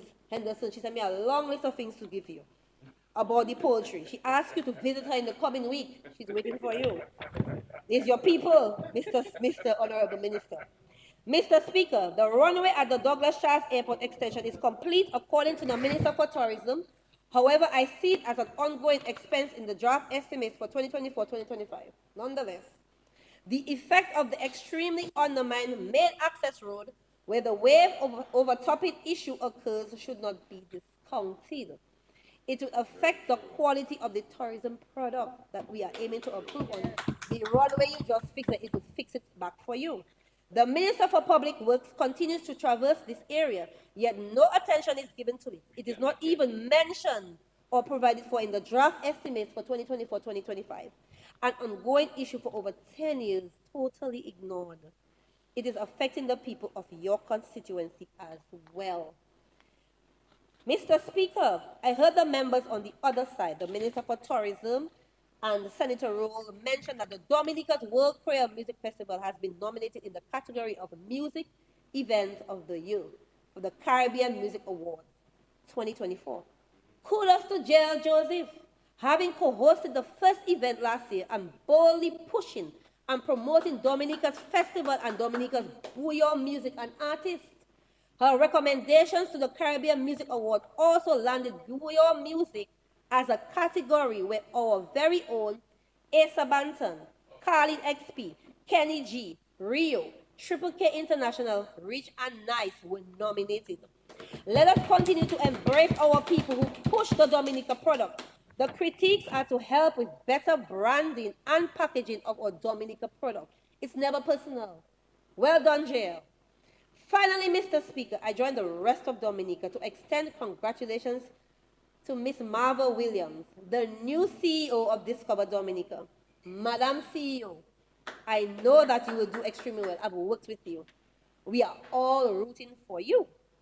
Mr. Speaker, I urge the Minister for Tourism to stay out of Miss Williams' way. Do not try to micromanage her. She is great at what she does, and she knows what needs to be done at Discover Dominica. Thank you.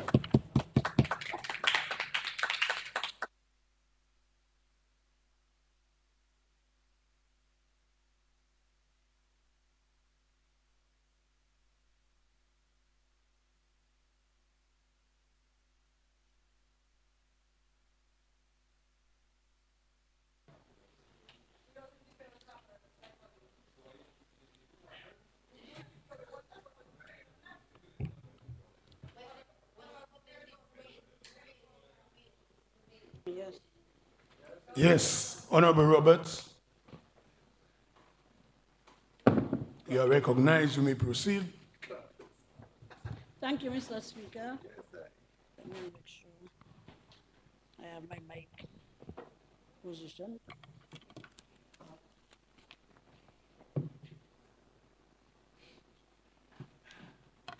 Mr. Speaker, I rise to give my fullest support to the 2024-25 budget and to echo the sentiments of my colleagues before me in genuinely and wholeheartedly congratulating the Honorable Minister for Finance and his team for once again outlining a detailed fiscal plan for our country, one that inspires hope for our people as we build a platform for sustainable growth and development. Mr. Speaker, this budget, as can be seen, was not crafted in abstract, but every attempt has been made through various consultations to present a budget grounded in practicality, a budget that reflects the needs of every Dominican. But Mr. Speaker, before I proceed, please allow me to convey greetings to the constituents of Grand Fort, Monjon, Rivière, Sirik, Foyal, and Tefem, all of whom I owe a debt of gratitude for affording me the opportunity to represent them in this honorable house. I want to thank them for their support, their words of encouragement, their advice, their prayers, and their critiques, for these two helped me in being better able to chart a course forward for their overall development. Mr. Speaker, whilst my colleague, the Honorable Oscar George, has already conferred accolades, it would be remiss of me if I do not offer my own personal congratulations to our sportsmen and women, Kevin Hodge, Ali Cathanas, Stephen Pascal, and Thea Lafont, who have made us proud as Dominicans.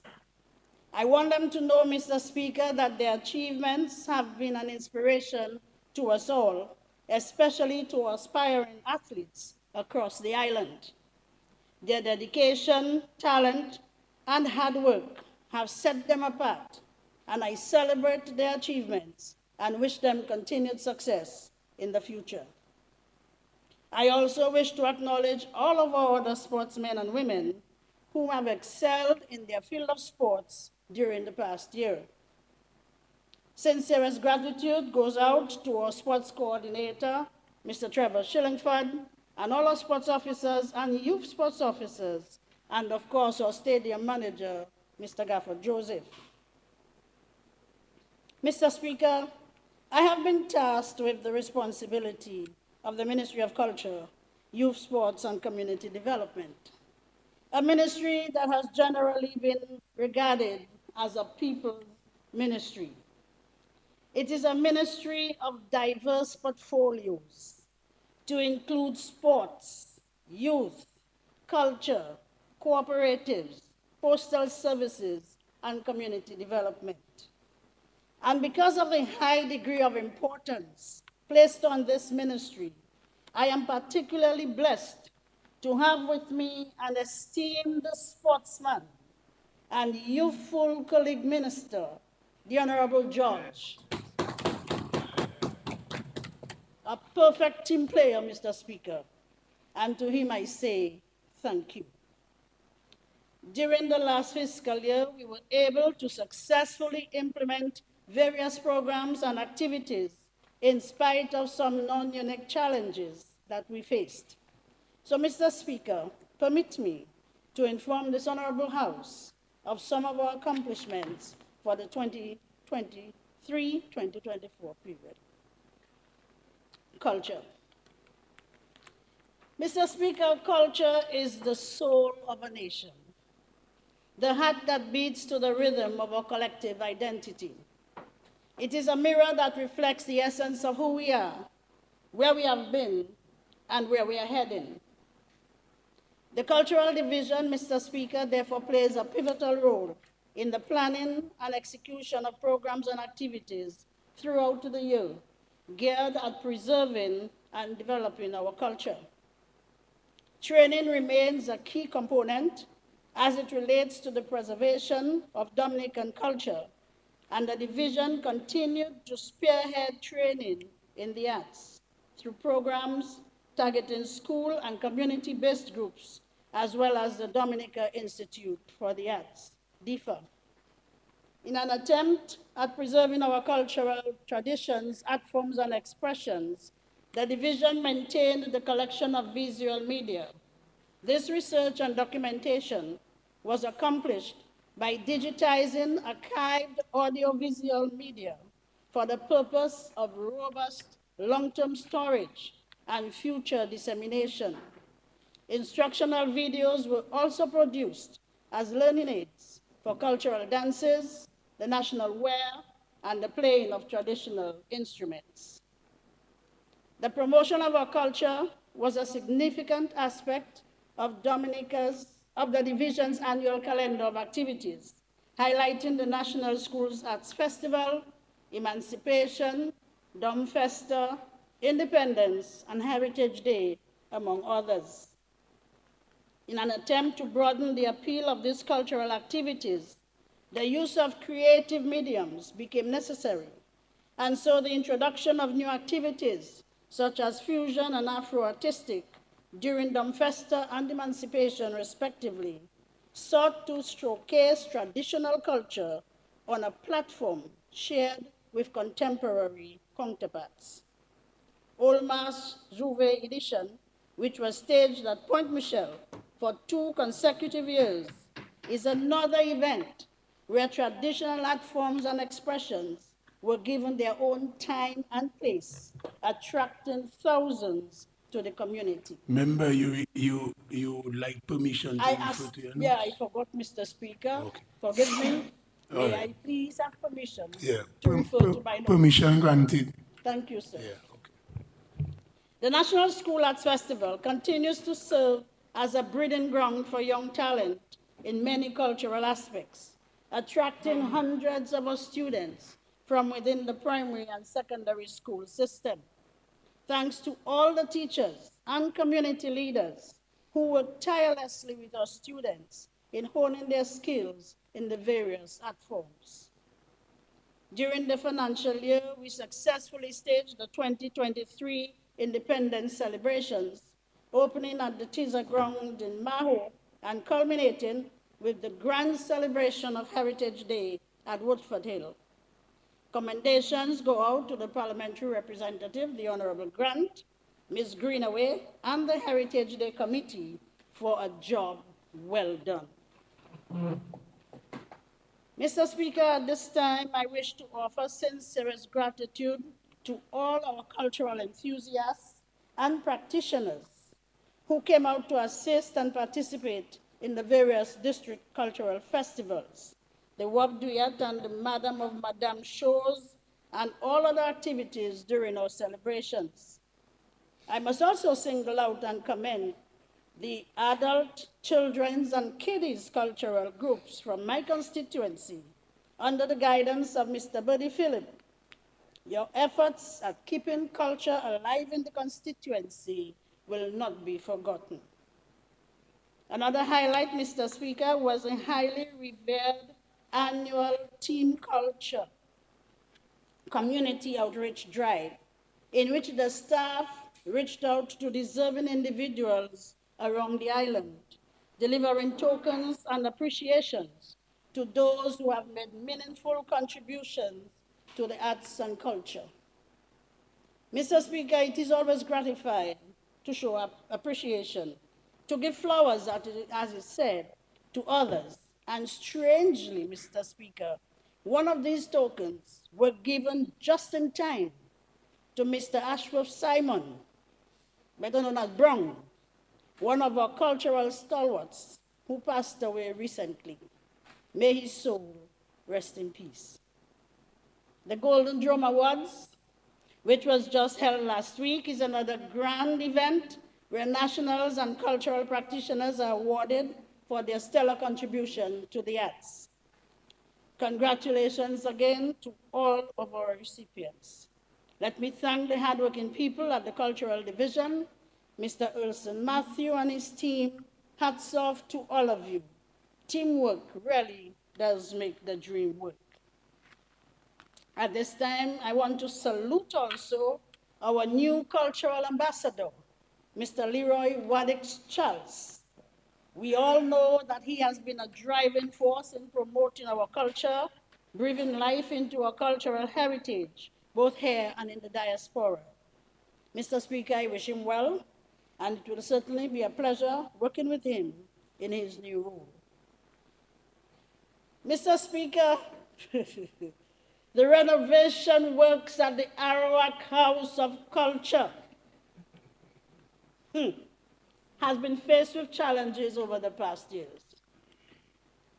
This financial year, completion of rehabilitation works will be our top priority.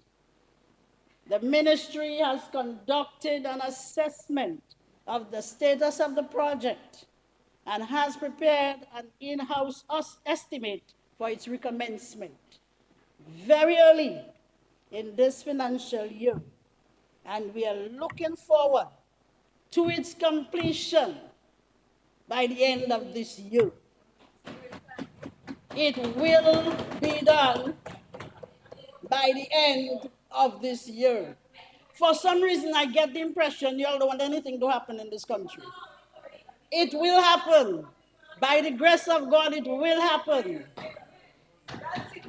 It will happen. You all just want something to talk about. It will happen. Speak about the good things happening. Oh, sorry. Mr. Speaker, I think we have to pass a bill in this parliament for us to be able to speak Creole. As the culture minister, maybe I should say that. It is difficult. We are talking to people, especially our elderly people who love to listen to parliament. People buy little radio just to lie down on their bed and listen to us. And we are trying to speak perfect English in the house. Use big words that they themselves don't understand. Well, I've said it's up to the parliamentarian. It's a democracy. I'm very fluent in Creole, so I can understand, I can speak, and I'm from Roseau. So it's up to members. I don't see why. I mean, I saw the St. Lucia Parliament, and in St. Lucia, everybody was speaking Creole easily, no problem. So let's try to do that, man. Mr. Speaker, the budget makes provisions also for the Cultural Training and Resilience Center at Paybush. We all know that Paybush is a cultural hub, and the cultural group under the leadership of Ms. Rosalind Paul, former Minister of Culture, has been actively engaged in cultural activities in the North for the past 40 years. And I am happy that we are able to work with them on this center. Mr. Speaker, I also know the PAL rep representing the cultural capital of Dominica, the Right Honorable Vince Henderson. He's awaiting works to begin on Matutu's Park. PAL rep, you're on. I want the people of Grand Bay to know that you have been literally harassing me. You want Matutu's Park. You want work to be done there. And this budget clearly spells this out. We will commit to our promise for rehabilitation works to commence as soon as we possibly can. Okay, darling? Love you, my dear. Mr. Speaker, sometime last year, the Honorable Prime Minister made a pronouncement emphasizing the need for focus to be placed on cultural enterprise development, targeting 3 districts in Dominica, namely the North, the Northeast, and the Kalinago Territory. I wish to applaud the work of Ms. Paul again, Ms. Rosalind Paul, my consultant at the Ministry of Culture, who is facilitating and spearheading this development. So far, the ministry has undertaken a series of community consultation, stakeholder engagements, mapping of community cultural assets, sharing of expert and indigenous knowledge, and joint site visits and assessments. Through this, we were able to assess the potential for cultural enterprise development, the culture ecosystem, and existing environment within those targeted districts.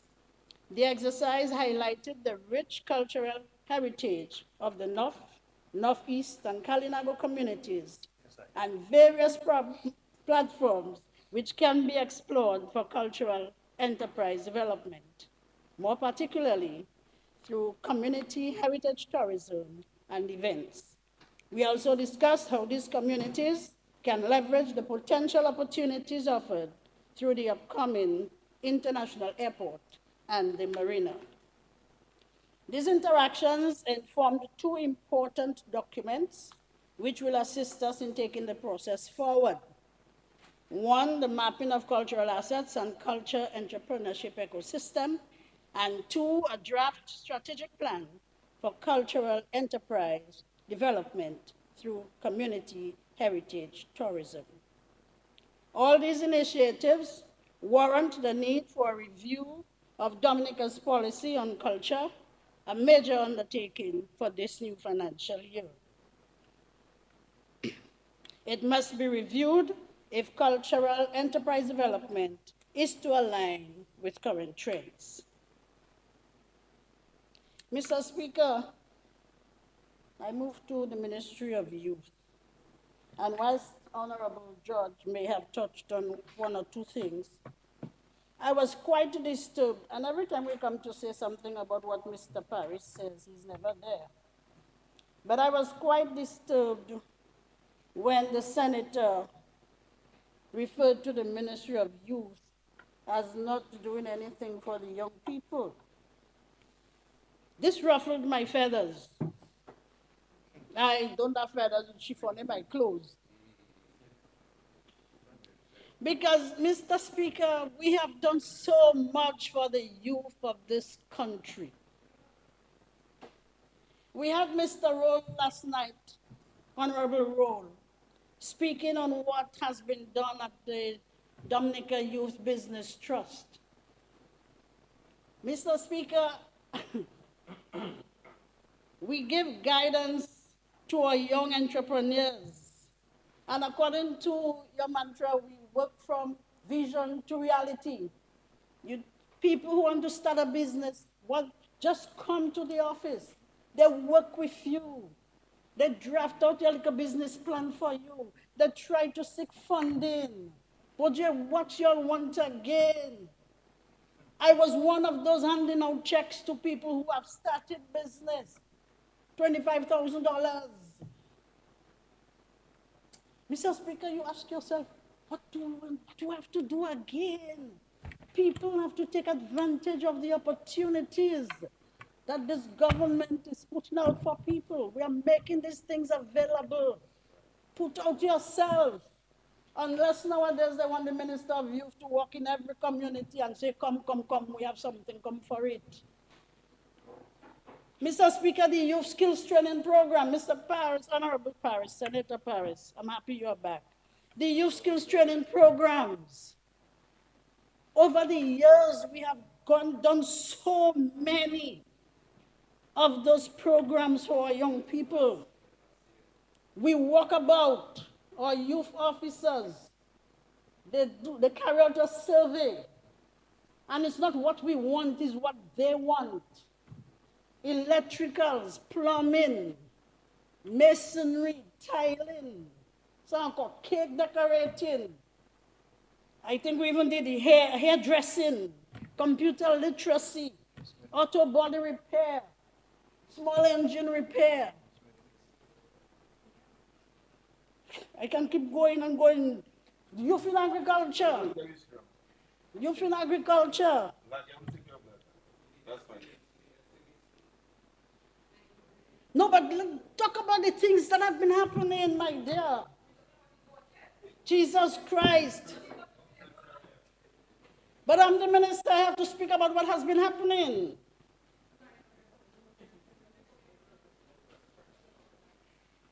Education, scholarships, tuition at the state college, free. We have the 4-H program, Mr. Speaker. The 4-H program falls under two ministries, the Ministry of Education and the Ministry of Youth, under the leadership of our 4-H director, Mr. Bert Paul, and Ms. Abraham from the Youth Coordinator at the Ministry of Youth. I must thank them both, of course, wholeheartedly for the work they have been doing and for the young people at our schools, both primary and secondary. Presently, we are working with 54 primary school 4-H clubs and 10 secondary 4-H clubs. These youth are exposed to modern agricultural practices, agro-processing, entrepreneurship, leadership skills and competencies, team building exercises, culinary arts, and public speaking. Mr. Speaker, I'm very appreciative of the work Mr. Bert Paul has done since he took up the role as director of the 4-H club. He's very passionate about this job. 4-H has taken a whole new meaning. And Mr. Paul, if you are looking or listening, take a bow. You have done well. We also want to thank the teachers at the various schools who have devoted their time to ensuring that in spite of their heavy workloads, that 4-H programs at the schools can continue to thrive. Our guides, girl guides and cadets are meeting regularly with structured programs aimed at empowering our young boys and girls, building character, self-esteem, and discipline, so they can all make a positive difference in their schools and in their communities. Just last month, we held investiture ceremonies under the distinguished patronage of Her Excellency the President for 60 new cadets and 43 girl guides. I applaud the work of Ms. Joseph Seraphine Hedrington, Ms. Gloria Webb from the Girl Guides Association, and Major Fitzroy Leon and Commandant Joseph Raymond for their continued efforts at grooming our young men and women into responsible, well-rounded citizens. Let me also congratulate Commandant Joseph Raymond, who was recently made chairman of the Caribbean Commandants Association.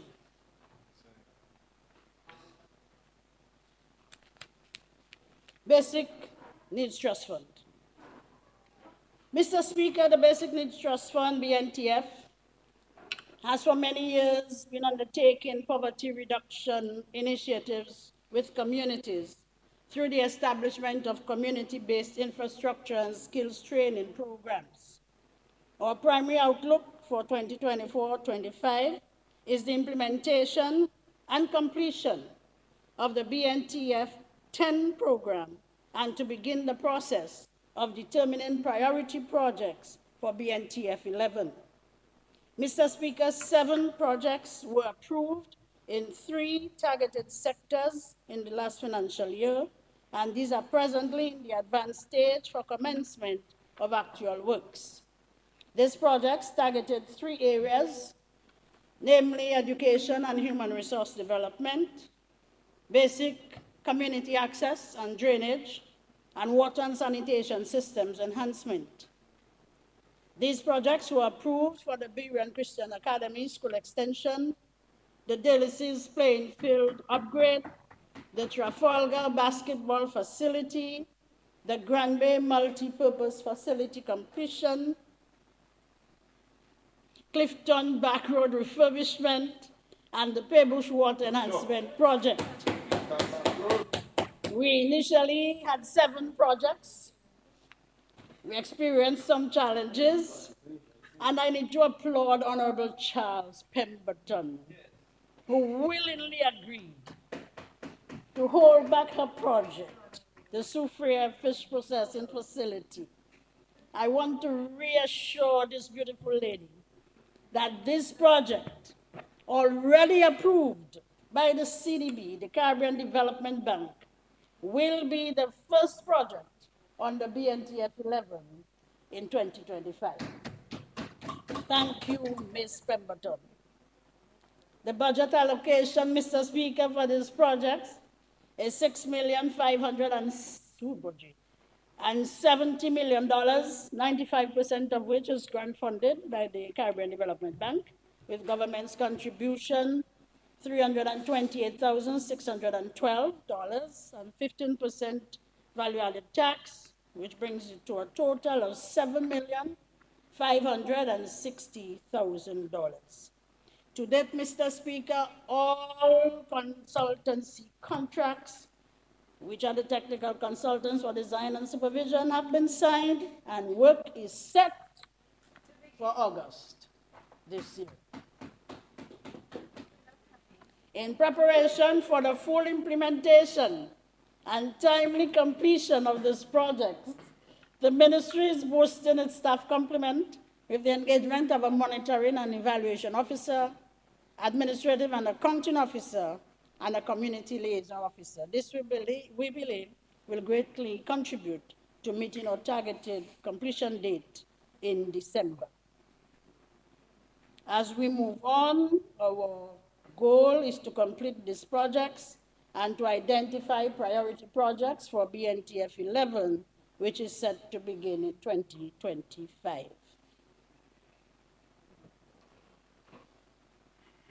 Mr. Speaker, our postal services play a vital role in connecting communities, facilitating communication, and supporting economic development. The rise in digital communication and e-commerce has led to a significant decline in traditional mail volumes as technology continues to transform the way in which we communicate and conduct business. So, Mr. Speaker, in order to remain relevant and to ensure sustainability, the Caribbean Postal Union and the Universal Postal Union has been working with our employees and ministers of postal services to examine options to diversify our product and service offerings, to tap into new revenue streams, and to improve social services and thus strengthen connectivity in the region. In the meantime, our staff has received overseas training in disaster risk management, advanced electronic data and customs declaration systems, transportation workshops, operation readiness for e-commerce, and trainer workshops, all of which were fully funded by the Universal Postal Union. In addition to these overseas workshops, the Universal Postal Union also conducted virtual training online for a total of 15 of our staff members. With these, Mr. Speaker, our postal service is now better positioned to perform the duties and to deliver effective and efficient services to our customers. One of our major challenges for CPU countries lay in the transportation of mail to other Caribbean islands, since some of the airlines do not have licenses to transport mail. But I want to take this opportunity, Mr. Speaker, to thank the CEO and manager of the Inter-Caribbean, who has come forward and has agreed to assist us in this matter in the interim while negotiations continue. Cooperatives. The cooperative division seeks to foster sustainable economic and social development through viable cooperative enterprises in fisheries, agriculture, and industrial sector.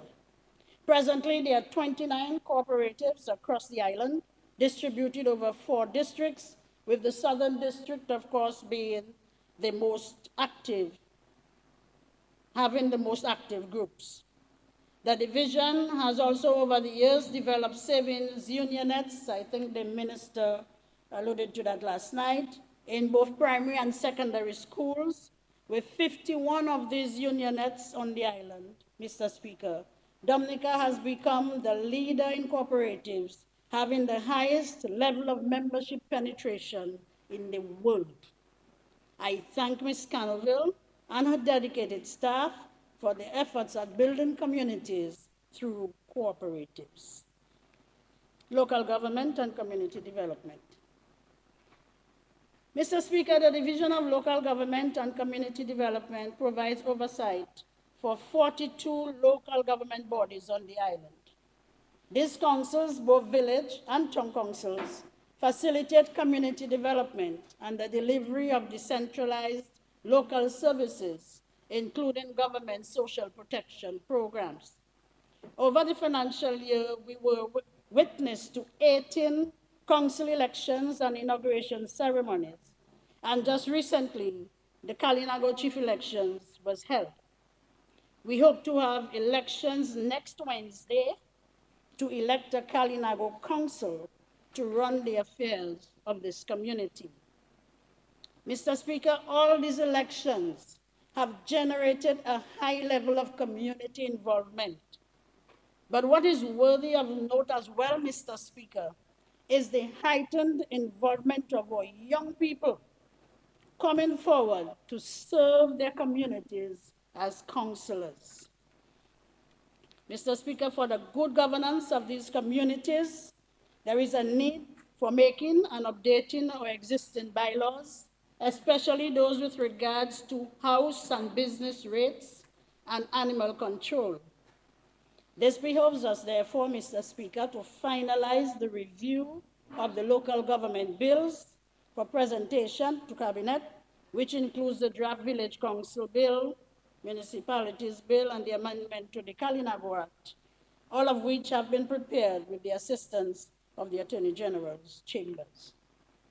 Mr. Speaker, I want to thank all those who have taken up the mantle to lead as councillors in their various districts, and I wish them well.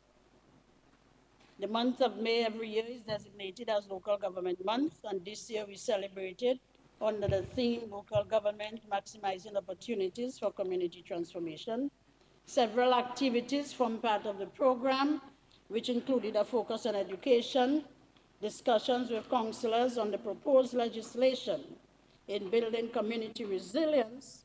Several of our community activities were held, which served to build community cohesion and extend government's visibility in communities around the island.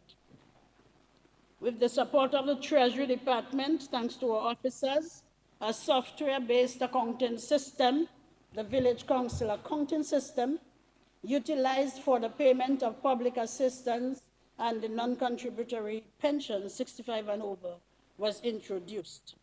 This has been implemented in approximately 90% of our councils, and the division has been working island-wide to achieve 100% coverage so that all village councils have the required tools available in being compliant. In keeping with our vision and strategic direction expressed in our Climate Resilient Recovery Plan 2020 to 2030, focused on building strong communities and a collective consciousness, we continue to build on the work under the Community Emergency Resilient Initiative, CERI. The budget also provides allocations for this initiative for training and community preparedness, focused on the development of community disaster management plans and the training of shelter managers and disaster committee leaders in shelter management, emergency radio communication, damage assessment and needs analysis, and supply management. Presently, Mr. Speaker, 104 facilities have been identified as emergency shelters for the 2024 hurricane season. Community disaster committees and local authorities continue to stand ready to respond at a community level since we have just witnessed the start of the hurricane season.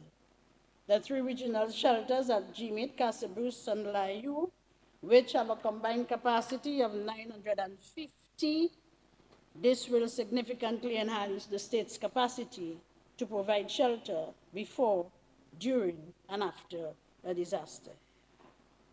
As we continue our plans for the new fiscal year, the Division of Local Government will continue to give attention to enhancing the capacity and efficiency of our local councils.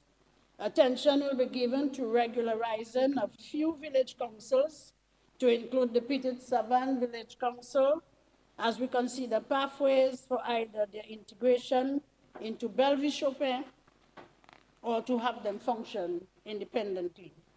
We have also received a request for expanding local government coverage to communities like Warner. I think the Rep referred to that when he spoke, where no local government authority exists at present. So given that they have expressed an interest in having local public services to be brought closer to them, we have begun to examine the possibilities and we should present them with a proposal soon. Mr. Speaker, some communities have also expressed concern over the lack of space at cemeteries in some parts of the island and the need for public cemeteries in some cases, public and private cemeteries. We are presently carrying out a survey as well to identify possible areas in the said communities that could serve as burial grounds. At this time, I turn to my constituency. Mr. Speaker, I'm able to stand here today because of my constituents. Everybody spoke of the friendliness in their constituencies, but I have to say, mine is one of the most friendly, loving, patient people anybody could ask for. And I see Honorable Skerritt knocking hard because you experienced that yourself. Yes, man. Nice people. Small constituency, Mr. Speaker. But once you come there, you can leave. Very nice. I mean, this is why we could not survive during COVID, you know. We just like to hug people, love them, kiss people. So it was difficult for us to yeah, man. And we welcome visitors with open arms. So we get visitors from here. We like a whole tourist industry by ourselves. Mr. Speaker, but you can attest to that. But who am I speaking with, the man? I mean, you left Roseau, River Street to be exact, and you came all the way to Grand Farm just to find a wife. I mean. Saukadimana, man, you know him. Yeah, man. Yeah, man. Yeah, translate. I shouldn't even be talking. Translate.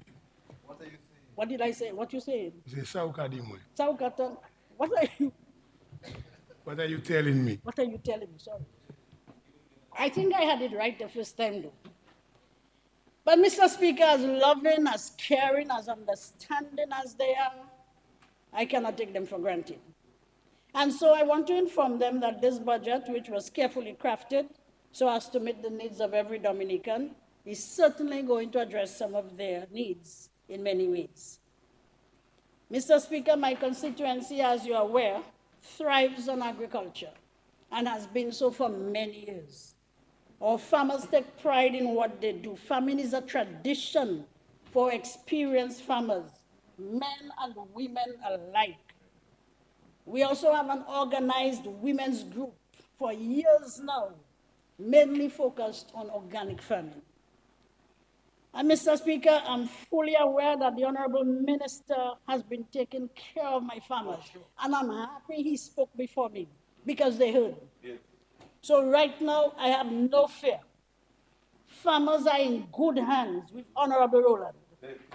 Yes, it was election, we could even make a thing there one time. Yeah, we need to. I come in here. From my end, we have tried to assist in small ways, Mr. Speaker, little fertilizer distribution. You visit their farms, of course. Every weekend, I am like a market at my home too, because they are nice people. They just bring things. Sweet pepper, seasoning pepper, and they put back, I dash in. If I come again, anything. I thank Mr. Speaker, we encourage them also because we have the land, we have the rain, we have the fertile soil. So we encourage them to do a lot of backyard gardening. And I want to thank Mr. Johnson Drago, or Castle Bruce man over there, man, along with our Chinese friends at the Chinese Agricultural Mission.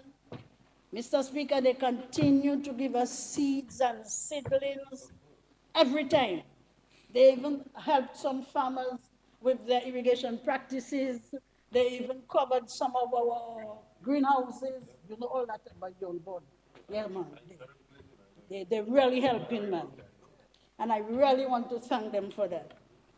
We even brought farming to the school, Mr. Speaker, and our school garden is doing well, feeding our students with vegetables and ground provisions on a daily basis.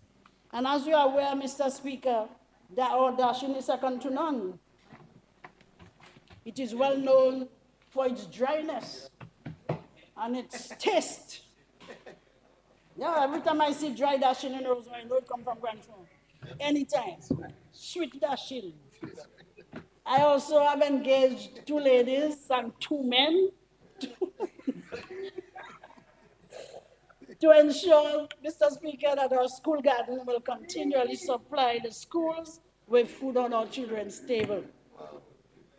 Mr. Speaker, you heard the minister again speaking of plantain and banana farmers. I'm happy to hear that too, because I have some banana farmers that really want to push that. Jackson, George, and those people. And plantain. The Southeast is just known for plantain.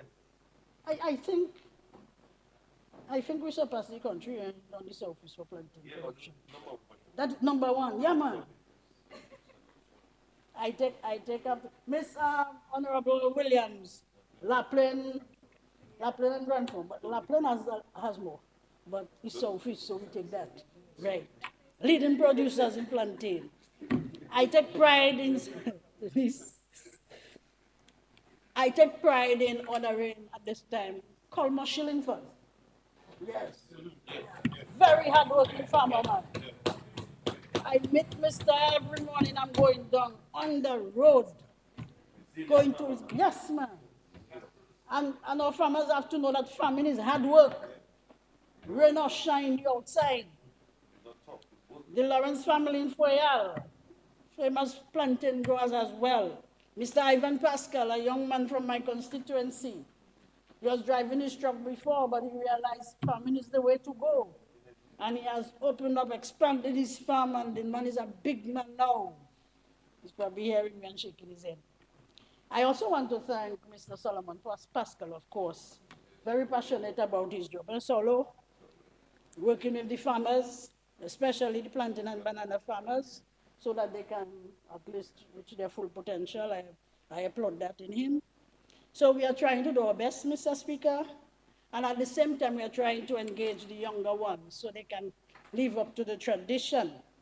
So I was one of those who highly applauded the efforts of the ministry when they introduced the Youth in Agriculture program. We did that at the State House. I think I addressed them at that time. And this really captured the hearts of our young people. So they approached me and they said, well, they called me Miss Greta. We think family is the way to go, so we want you to help us. So last week, they were granted an educational tour to the agricultural mission in Portsmouth, and they also visited the tissue culture lab. And let me tell you, Mr. Speaker, I was amazed by the heightened interest that these young people displayed. When one of them told me, Miss, what agriculture are you doing in school?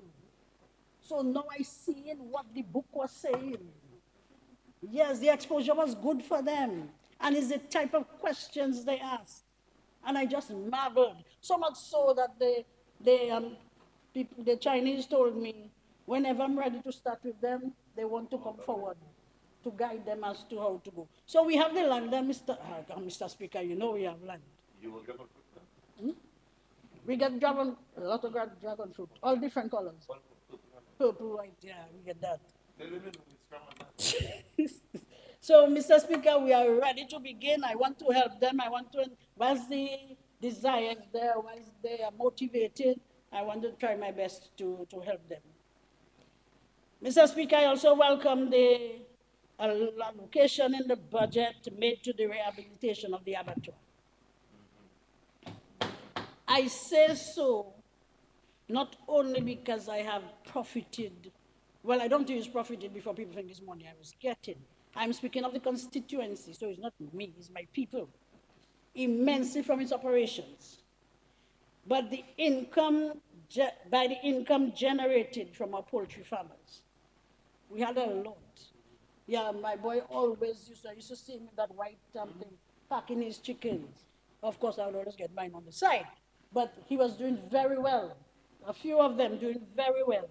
And so I want to let them know that we will begin soon enough. As soon as we open for business again, money will come back in the pockets. Feeder roads, while some with farmers, Mr. Minister, I see the allocation for the rehabilitation of feeder roads, and whilst mention was made that assistance will go to those highly productive areas, I have some farmers that need some help. I have been helping them with a few cement and tariffs just to make it accessible, but really and truly. Yeah. We have in Grand Font too, Tiguanfont, all those places there. Mouchepia Road. We have to try to see how we can help them. Yeah. Any little help I can get, I'll take it.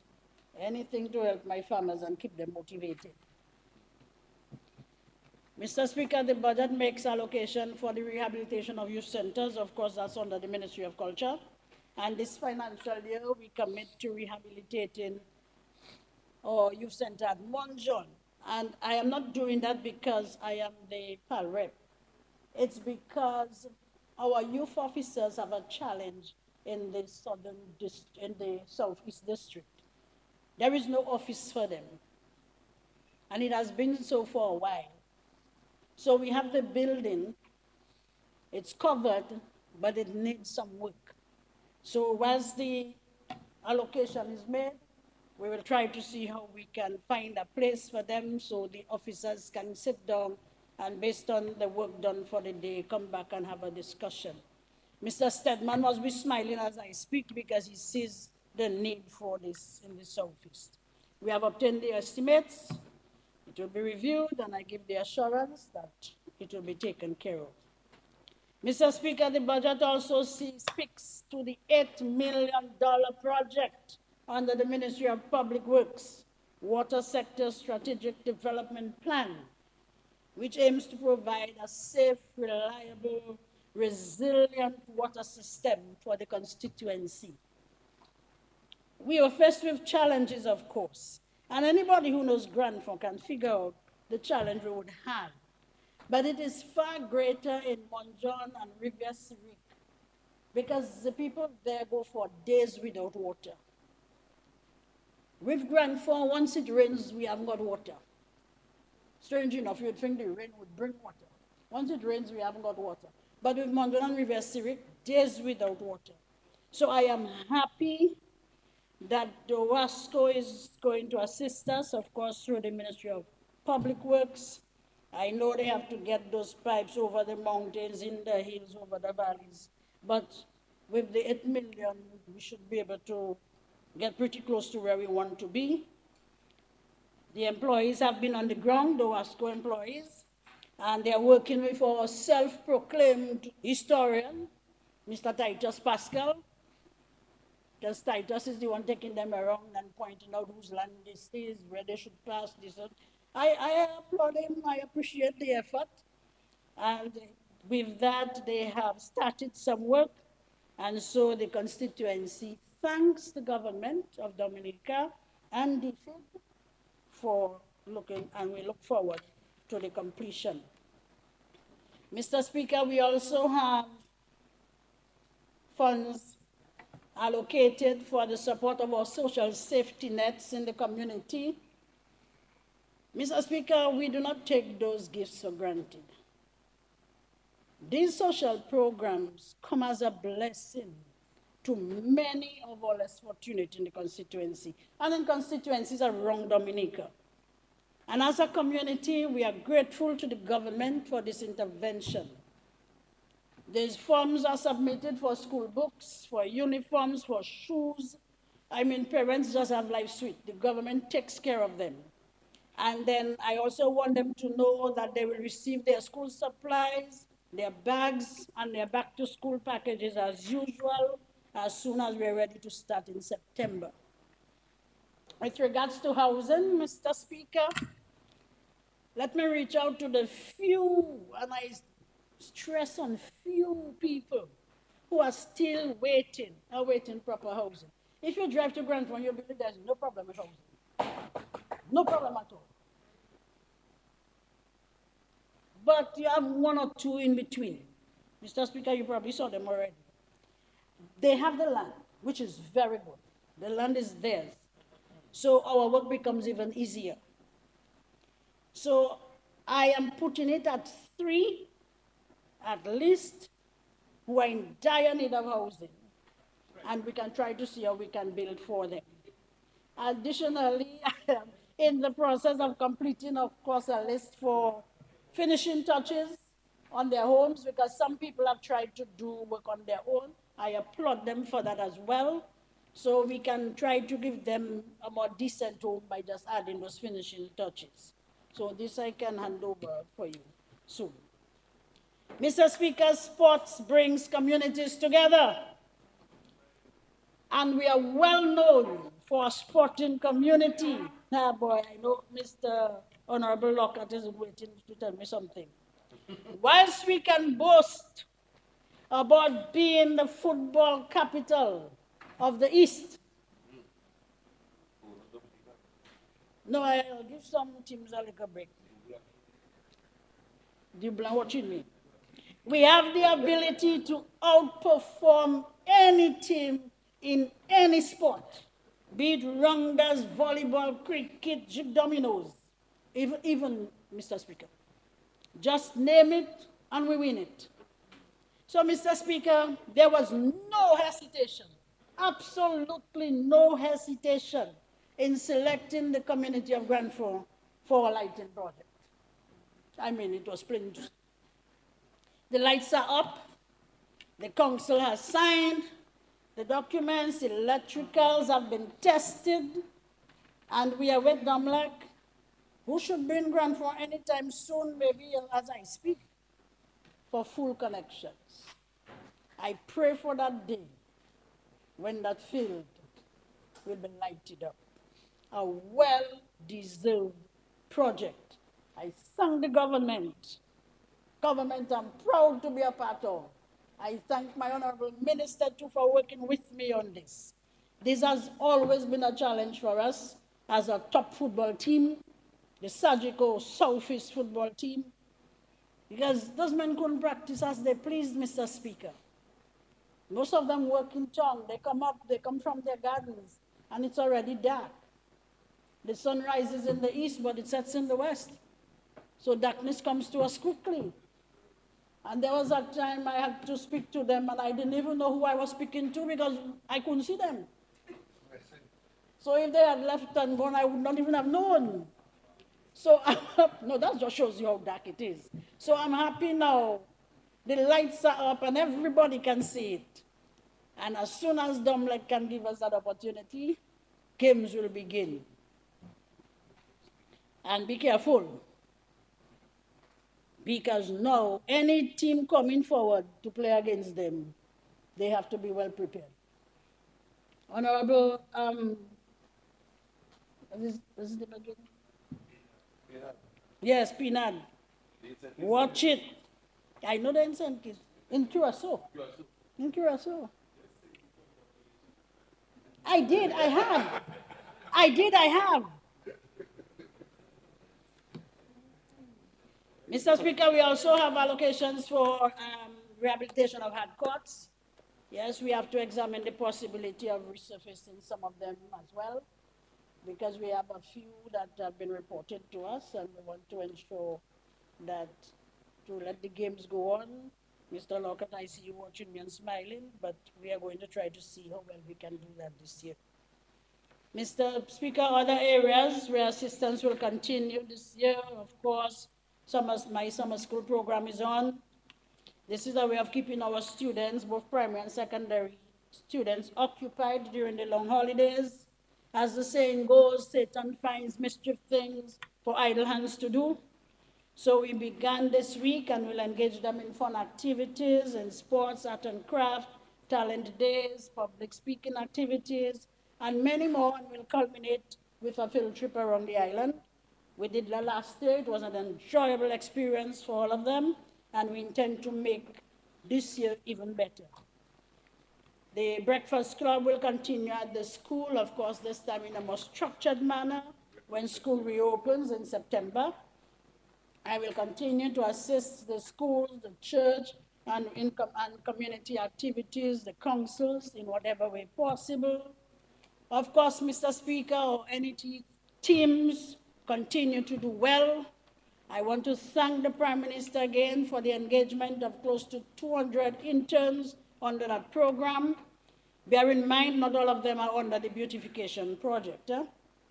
Some are within the private sector, some are school mentors, and just recently we had 5 of them appointed into the public service, and I want to give the government the honor. Praise for that. But Mr. Speaker, I want to commend those in the beautification team.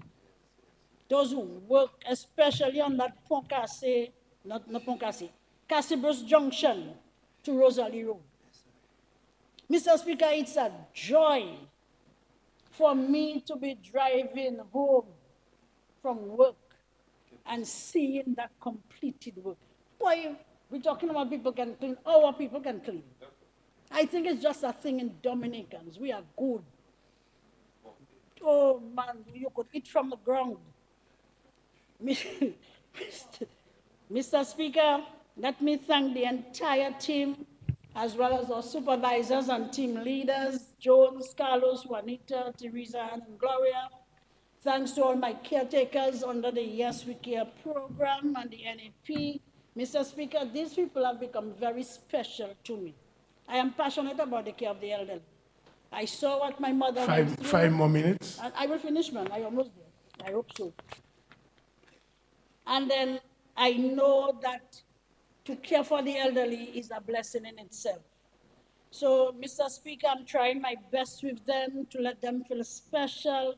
So we celebrate birthdays, we cook food here and there.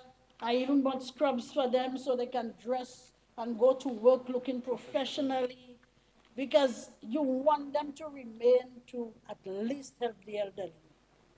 Ms. Joan Lawrence is the supervisor for this team, and I want to big her up and say special thank you to her now. Mr. Speaker, we have been telling people over and over again about our major transformative projects that are at various stages of development, so they too cannot be caught off guard, so they can position themselves for the opportunities that will avail themselves to those projects. Mr. Speaker, I'm one that cannot wait for that airport. No place in Dominica is too far. I cannot wait for the airport because I know benefits will trickle all the way to Rosalie, all the way to the Rosalie Resort. Farmers will get things to sell. It will work. And Mr. Speaker, the cable car project, I'm to zoom into that for a few minutes because my constituents have gained employment there. Mr. Speaker, I have some young people, male as well as female, on that project. About 12 of them. Mr. Speaker, they love it there. They may love the money more because they are very well paid. They're not even troubling me. Sometimes I even get a little more once in a while. But what I love about it is the fact that they tell me they are learning on the job training for them. So even when they leave, they can move on to do something else. Mr. Speaker, even one of my young ladies is operating one of the heavy equipment on the... No, man. I'm happy for them. I'm shivering under my little jacket there. I'm proud of them. And I know that good news travels fast, so I hope by saying that I won't get too many people coming to me to see if they can go there. But I want to thank Mr. Paul John Hope, Pablo, for bringing them on board and checking on them for me whilst he's working there. Mr. Speaker, I could go on because the budget is replete with opportunities for young people, for people in Dominica on a whole. But I know the main request for my constituents is the health center. That is all they're asking for. This is all we want. So, Mr. Speaker, I give them the assurance this 31st day of July, 2024, that this government will deliver and build a brand new state-of-the-art health center, just as was promised by the Honorable Prime Minister. Mr. Speaker, you see, are you taking time to clap and are you making those people say, oh, you didn't want to clap? Mr. Speaker, on this note, I offer heartfelt thanks to all my constituency teams, group presidents and executives, my secretaries at the office, the staff at the Ministry of Culture, Youth, Sports and Community Development, Ms. Bell, my secretary, our permanent secretary, very hardworking young lady, Ms. Wyke, my dearest colleagues, thanks to you for your support over the year, and all those who in one way or another assist in helping to build that dynamic Dominica that we all envision. May God bless us all. Mr. Speaker, once again, I pledge my support for this year's budget. I thank you.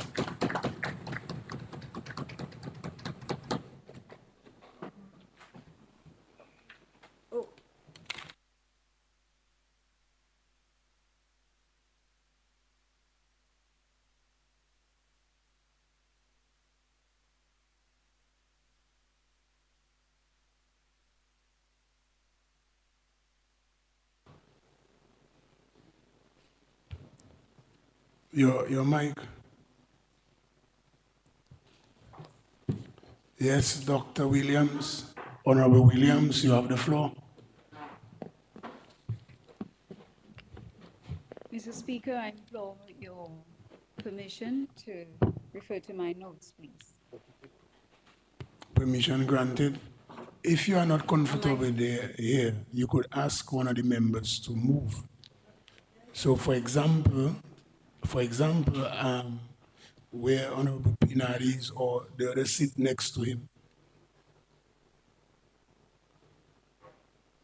Yeah, Dr. Williams, this there. Extreme right, yes.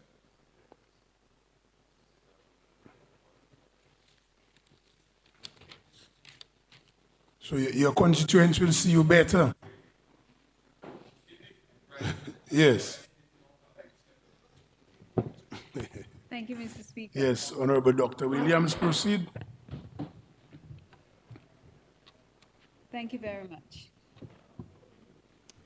I would first like to extend greetings to you, Mr. Speaker, at this first meeting of the second session of the 11th Parliament. I look forward to your usual usual meticulous approach to the proceedings of this House. I extend greetings to our Prime Minister, the Honorable Roosevelt Skerrit, for his mentorship, guidance, and leadership, particularly for parliamentarians like myself who strive to improve our presentations each year. Our support, or his support, is invaluable as we represent our people as best as we can. Special greetings to the constituents of Casgori, La Plaine, La Ronde, La Franchette, Boetica, and the delightful village called Delis. Mr. Speaker, I wish to commend the Honorable Minister of Finance for his remarkable presentation, which certainly created an opportunity for insightful debate. Mr. Speaker, permit me to indicate to this Honorable House my staunch support of this 2024-2025 national budget, and to place on record that this support is to the complete budget estimates, which give a clear indication of the anticipation and positive prospects of the people of Dominica. Mr. Speaker, the budget estimates as provided form part of the continued legacy of a renowned leader with economic prowess who has been instrumental in sourcing the required resources to fulfill not just the vision this government holds for this country, but the expectations of every Dominican, and even more particularly those served by the ministry I represent. And I refer to the elderly, children, and youth at risk. But first, Mr. Speaker, I would like to present the Dominican people two aspects of the work of the Ministry of Health, Wellness, and Social Services. This I will do in support of the Honorable Minister of Health, Wellness, and Social Services, the Honorable Kasani Laville. When Honorable Laville presented a few days ago, he aptly provided a synopsis on the work of the ministry to improve the provision of health care and reduce health disparities for everyone. The first aspect I will touch on, which indeed pleases me to announce to the House, as the ceremony only took place on Tuesday morning, yesterday, is the launch of the Newborn Cardiology Screening Project, which is the only such project in the OACS. Yes, Mr. Speaker, good things are happening in health, and I think they should be highlighted. This came about through the generous partnership with the People's Republic of China, to whom we are extremely grateful. The cardiology services at the Dominica-China Friendship Hospital will be expanded with the introduction of the new service, which will transform cardiology care.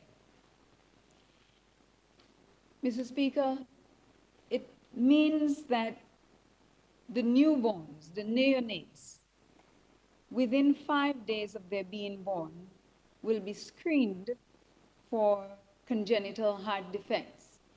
And this means that early interventions will be able to take place, thus saving lives and enhancing the overall lives of the children.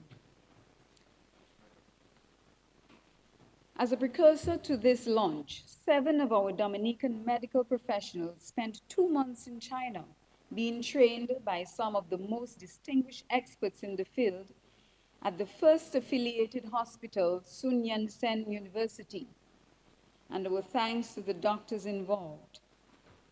The other aspect I wish to highlight, Mr. Speaker, is the profession at the cornerstone of our efforts, the heartbeat of any healthcare system, our nurses.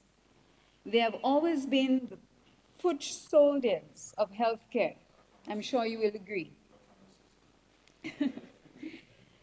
As part of the development of our human resource capacity, we cannot overlook the nurses. And more than ever, nurses are considered essential and vital to the sustainability and effectiveness of our healthcare system here in Dominica. The International Nurses Day theme this year, Our Nurses, Our Future, the Economic Power of Care, was timely and significant as we are acutely aware of the effects of economic downturns affecting countries globally and the critical role of healthcare in the general well-being of our people around the world and certainly here in Dominica.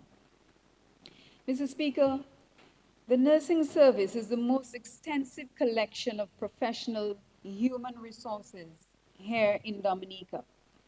The nursing workforce makes up approximately 52% of the overall healthcare workforce and has been tested in a variety of ways during the year in review, including responding to an aging population that has become more complex and with intense medical needs, childhood vaccine hesitancy, and a demand for more overall primary care capacity, among others. The total number of nursing personnel in primary health care as of May 22, 2024 stands at 139. The ministry is thrilled to highlight a few of the successes of our nursing contingent within the primary health care service. These successes can be attributed to the dedicated work of the nursing staff with support and guidance from the Dominican government.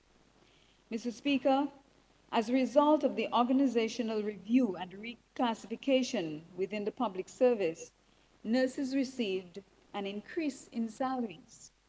Nurses can testify that this increase is over $1,000.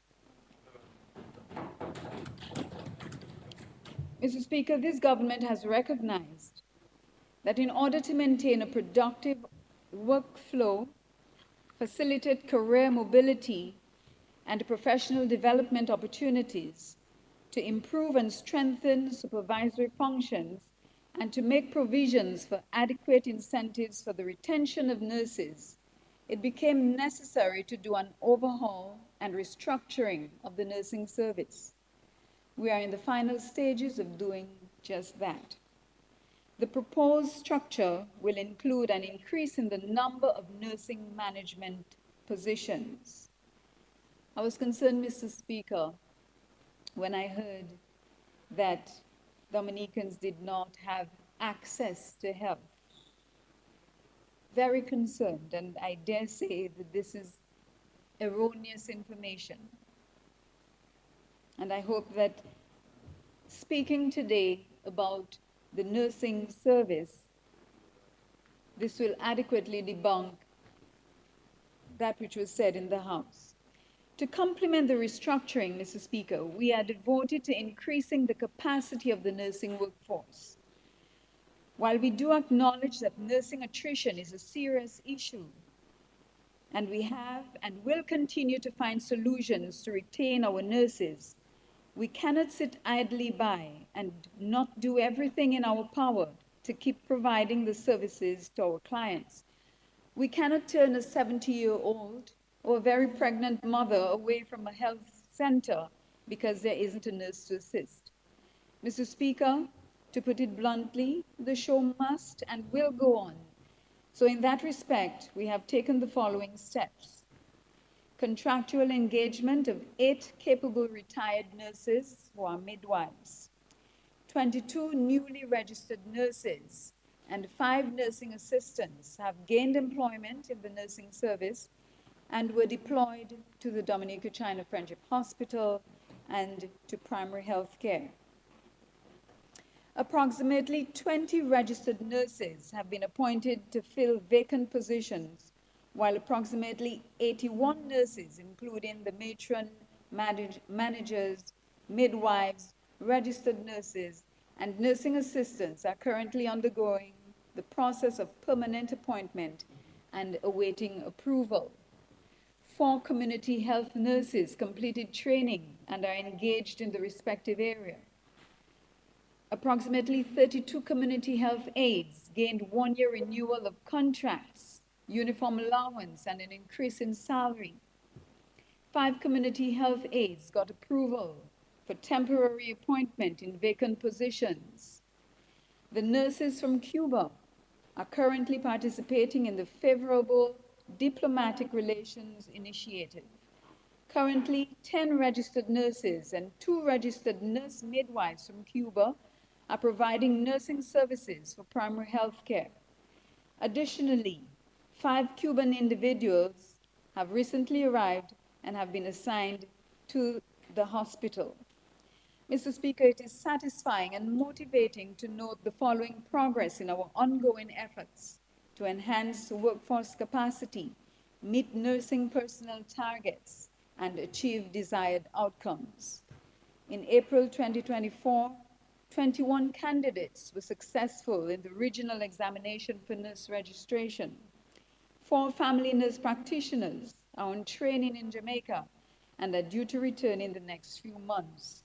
9 student midwives are registered, or who are registered nurses, are due to complete studies in December of 2024. The recruitment process for nurses is ongoing. 12 registered nurses were recently interviewed for employment and are being processed for approval. Mr. Speaker, as I mentioned, our collaboration with the Republic of Cuba has, for the past 2 decades, provided us with the supplementary medical staff to further improve our provision of service. Over 400 medical professionals have been part of the Cuban Medical Brigade over the years, and just a month ago, we welcomed a cohort of 17 to the island. We continue to extend our gratitude for their sacrifice and service. If we are to be honest with ourselves, how many of us would leave our families behind to spend 3 years in service to others? Or how many of us would watch our significant other leave to do the same? And that is exactly what our counterparts have been doing. So again, I wish to offer my profound thanks to the government and people of the Republic of Cuba. Mr. Speaker, we are not blind to the challenges being faced by the nursing institution. There is no perfect system, and everything will never be all roses. But Mr. Speaker, the Dominican people can be assured that in order to alleviate some of the challenges, we are looking to improve leadership and management, build capacity, and improve policies where necessary. In that respect, it is our hope that with the passage of the nursing bill, some of the challenges can be addressed. The nursing bill, which will be presented in Parliament very soon, will serve to provide for the establishment and management of the Dominican Nursing Council, the registration, enrollment, and licensing of nurses, the regulation of the conduct and discipline of nurses, the prescription of qualifications, approval of standards and requirements for continued education, and training of nurses, among other matters. Mr. Speaker, I wish on behalf of all my colleagues in this honorable House to offer congratulations to our nurses and other healthcare providers who sometimes under trying circumstances get the work done. No expressions of gratitude are enough in recognizing their sterling efforts. Mr. Speaker, the nursing profession is one that provides care, nurturing, and social protection. My ministry, through the Department of Social Services and the Yes We Care program, which fall under my purview, does the same. This ministry proudly caters to the entire individual, offering a holistic approach to provisional care, from investments in infrastructure to investments in psychosocial support. Mr. Speaker, the ministry has crafted and implemented various strategic alliances with local, regional, and international partners and donors, inclusive of other government ministries and agencies, as well as the World Food Programme, United Nations Development Programme, UN Women, UNICEF, International Organization for Migration, among others. Mr. Speaker, under the exigencies of our ministry, our primary responsibilities are to implement and assist with a number of government social safety net programs to include the Yes We Care program, the Public Assistance Program, the Foster Care Program, the Centenarian Program, care of our juveniles who come into conflict with the law, the Yes We Care program.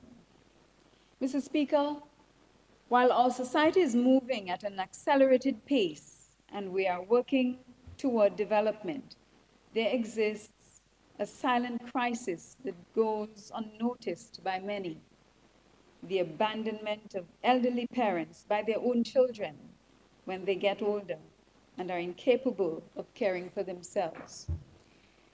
Dominica has been able to boast a population that lives well beyond the 70. However, among our population, we encounter heart-rending incidences that highlight the disturbing trend where children achieve success and prosperity through the hard work and sacrifice of their parents, yet they neglect their duty to care for them. Mr. Speaker, through the empathetic and caring nature of our Prime Minister, Honorable Roosevelt Scarrett, Dominica boasts of a model program referred to as the Yes We Care program. The Yes We Care program is one of the most noble interventions among our social programs. This intervention provides daily home care, personal hygiene supplies, and a monthly supply of food to 159 beneficiaries across the island, and provides employment to 43 caregivers and 9 supervisors, along with the administrative staff complement. The program goes even further and facilitates the provision of medical care, electrical installation, home repairs, and the procurement of basic home amenities as required by the clients. But, Mr. Speaker, even more than the provision of supplies, the ministry recognizes the importance of ensuring that the psychosocial needs of our elderly population is also met. And that is why, Mr. Speaker, every year, the month of September is celebrated as Month of the Elderly. This affords us an opportunity alongside many of our civil society partners to celebrate our senior citizens and to ensure that they feel they are still valuable contributors to our society. In September of 2023, with the theme being, "We are older, not over," and to show our gratitude, the ministry embarked on a delivery of personal care items to each of our clients of the Yes We Care program. On these visits, I experienced the appreciation and love these elderly, housebound, disabled, and vulnerable people have for the caregivers, supervisors, the administrative staff of the Yes We Care program, and most notably for our dear Prime Minister, whom they spoke of so highly. This is a true testament of the effectiveness of our social protection program. Centenarians. Mr. Speaker, the Commonwealth of Dominica is privileged to still have with us 12 centenarians. This government ensures that each centenarian receives a monthly assistance of $500 in order to make their lives more comfortable.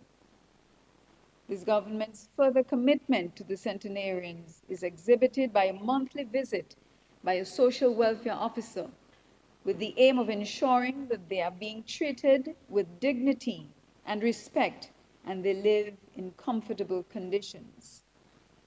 Special mention must be made, Mr. Speaker, of the commitment and dedication of our corporate partners, to include Petrocaribe, for the monthly contribution of free cooking gas given to each centenarian, and to Domlek and Dawasco for the supply of electricity and water at no cost to the centenarians. Mr. Speaker, it would be remiss of me not to mention the Ministry of Housing for addressing some of the housing and home repair needs of our centenarians in an effort to bring them comfort in their golden years. This speaks to the rewarding collaborations across ministries for the betterment of all people. Mr. Speaker, while we celebrate the elderly, we cannot ignore the needs of the younger generation, particularly those who cannot fend for themselves. Guided by the provision made under the Convention on the Rights of the Child, and more recently, the Children Can Adoption Act, number 12 of 2023, our government has made it a priority to protect the rights of our children.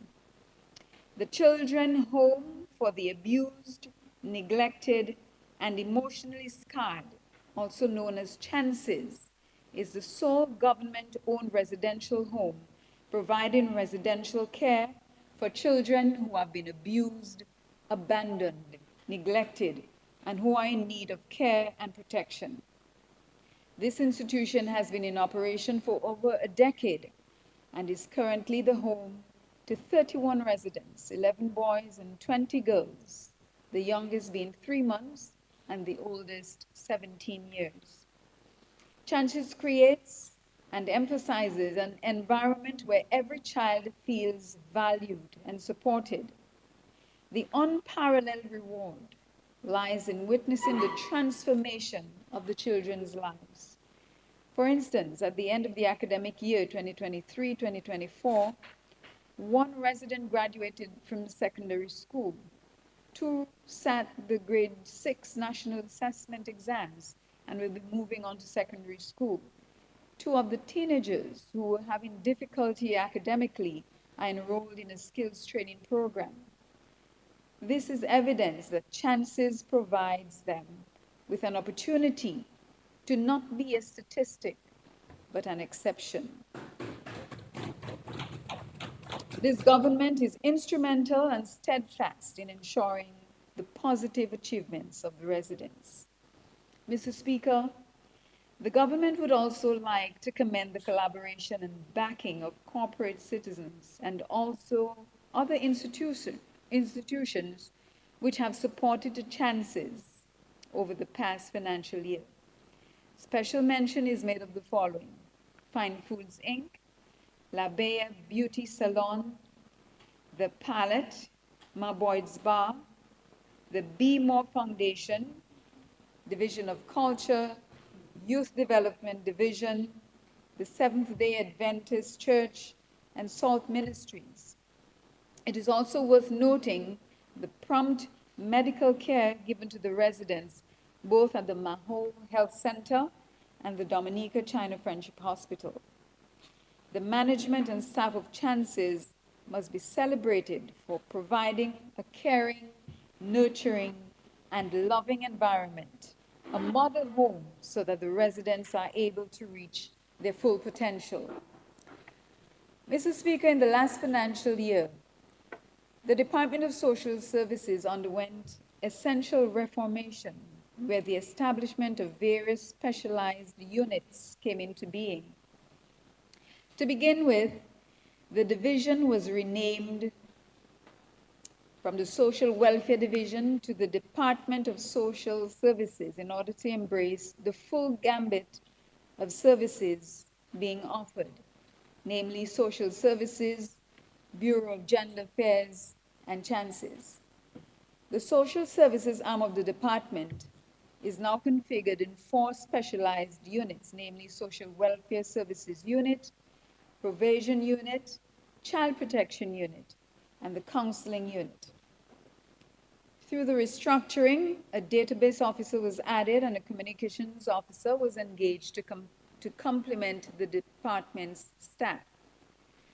Mr. Speaker, throughout this financial year, there was a clear focus on raising public awareness and public sensitization campaigns with specific focus on education to health practitioners, the police, and the legal fraternity on the newly enacted OECS family model laws. Mr. Speaker, the following units and program areas are the flagships of the Department of Social Services, and we continually assess and evaluate their effectiveness in order to ensure that we provide for those being served. The General Welfare or Public Assistance Program. The objective of the Public Assistance Program is to provide for the basic needs of indigent households. Currently, there are over 1,700 individuals who receive public assistance. Mr. Speaker, during the fiscal year 2023-2024, a total of 6.2 million was paid to beneficiaries. Mr. Speaker, I wish to thank the Honorable Prime Minister for his commitment to allocating funds to continue providing public assistance allowances. Additionally, the Ministry collaborates with the Ministry of Finance, which has the responsibility for administering the government's non-pensionable assistance contributions to persons who are above the age of 65. This collaboration has brought into focus the constant review of the public assistance program to eliminate beneficiary duplication under both social protection programs. Sponsored homes. The government continues to provide annual subventions totaling over $1 million Eastern Caribbean dollars for 9 institutions which provide accommodation for the elderly, children in need of care and protection, and persons with disabilities. In addition, the ministry, particularly the Department of Social Services, is seeking to develop and establish standards on the care of elderly persons, both at an institutional level and also at home-based levels. The probation unit. Mr. Speaker, the probation unit has been staffed with a very capable contingent of probation officers and is now better able to execute its functions. I wish to highlight the unit's work on its national youth initiative titled the Wrap Around Program, or WAP, for juveniles. This program aims at promoting effective strategies to include prevention, diversion, rehabilitation, and reintegration of juveniles between the ages of 12 and 18 years who display antisocial behavior. It also works to engage parents in the development of effective parenting skills and to engage the schools and communities in developing a better understanding of juveniles while promoting early intervention and prevention strategies. The program was recently piloted at the Dominica Grammar School with a total of 44 completing the program. Thematic areas included the value of education, stress management, cultural awareness and sensitivity, among others, and were facilitated by experts in the relevant fields. By all accounts, including that of the students and the partner agency, IOM, the program was a resounding success. The Child Protection Unit. Mr. Speaker, while the probation unit works with youth at risk who may contravene the law, the Child Protection Unit works to protect those at risk of being violated in one way or another. The issue of child abuse in Dominica has become a matter of national concern. While we focus on medical pandemics, sadly, social pandemics continue to thrive. The year in review has seen an increase in reported cases of neglect, with a slight decrease in child sexual abuse. The abuse and neglect of boys and girls are very alarming. 74% of the total reported cases are young girls between the ages of 10 and 17 years. And one should be mindful that The statistics are based on the cases reported. Thus, it is expected that many still go unreported and undocumented. And this is very disconcerting. Yes, the Department of Social Services will continue to fulfill its mandate in protecting the children. But, Mr. Speaker, permit me to make this plea to all who can hear me. It is everyone's responsibility to protect the children. If you know something is happening and you fail to take action, then you become part of the problem. We cannot continue to wash our hands like Pontius Pilate. We cannot wash our hands of the responsibility and expect change. Mr. Speaker, to address the maltreatment of children, several measures were undertaken by the department, which focus on intervention, investigation, rehabilitation through counseling services, and actions geared towards prevention. The legislative framework has been improved with the passage of the Children Care and Adoption Act. Island-wide engagement was initiated to discuss the matter of child care and protection to obtain recommendations for the development of a strategy. Consultations were held with health practitioners in 5 of the 7 health districts. A number of recommendations were obtained and will be implemented. The department will also embark on a project dubbed Strengthening Household Resilience, using family workshops to combat gender-based violence, child abuse, and neglect. Now to take a look at the Bureau of Gender Affairs.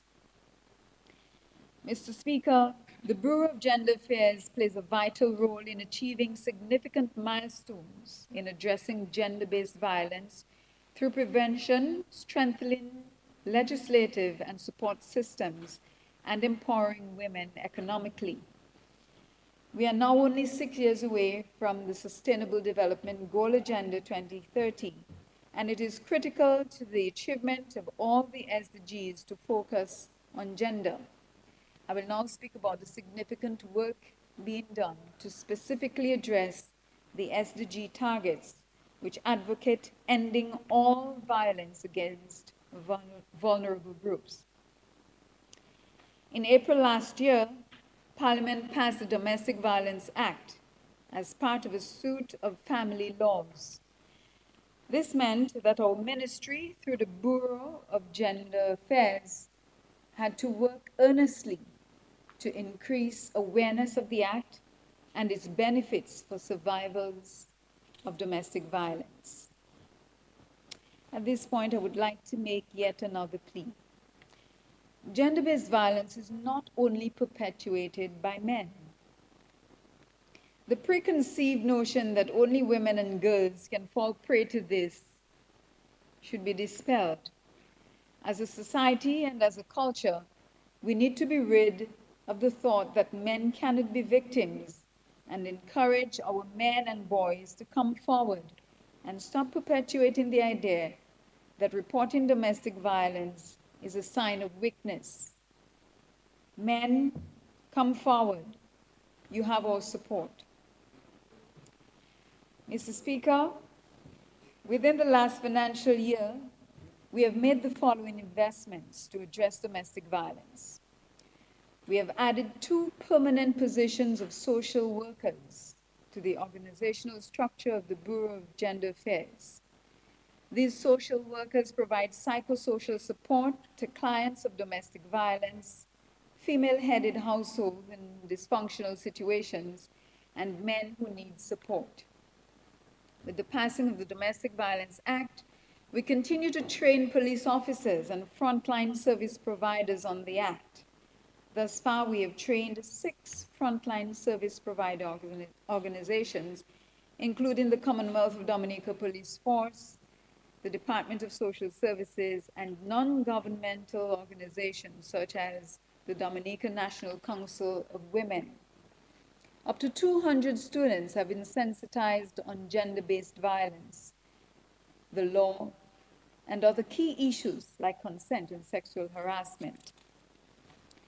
With the support of CUSO International, the ministry was able to translate the family laws, including the Domestic Violence Act, into simpler language. This ensures that the public can comprehend their rights, victims are aware of their protections, and Dominicans can recognize the benefits of the law. Through the Engender Project, supported by UN Women, there have been significant prevention efforts, primarily through advocacy. We successfully finalized the project component during the financial year. Achievements included increased visibility of the Bureau of Gender Affairs through unique, engaging activities such as family fun days in the communities of Marigot and the Kalinago territory. Additionally, we developed domestic violence products, including an audio docu-series and songs, which will be utilized in the upcoming months. In furtherance of our goals, in October 2023, with support from UNDP under the Engender Project, the Bureau of Gender Affairs hosted a training session for NGOs on gender, gender-based violence, project management, and resource mobilization. About 20 organizations benefited from the training. The main objective was to increase the capacity of these NGOs to contribute to work on gender and gender-based violence, and to enhance collaboration between our ministry and these organizations. This will undoubtedly make our work more impactful and strategic. To complement this training with support from CCDEM, we were able to host a gender sensitivity communication training to promote gender equality in communication, which aimed to raise awareness about the importance of inclusive and respectful language in media, advertising, and everyday communication. Participants learned about the impact of gender stereotypes and biases on social perceptions and behavior. 25 individuals participated in the workshop, representing various sectors and organizations.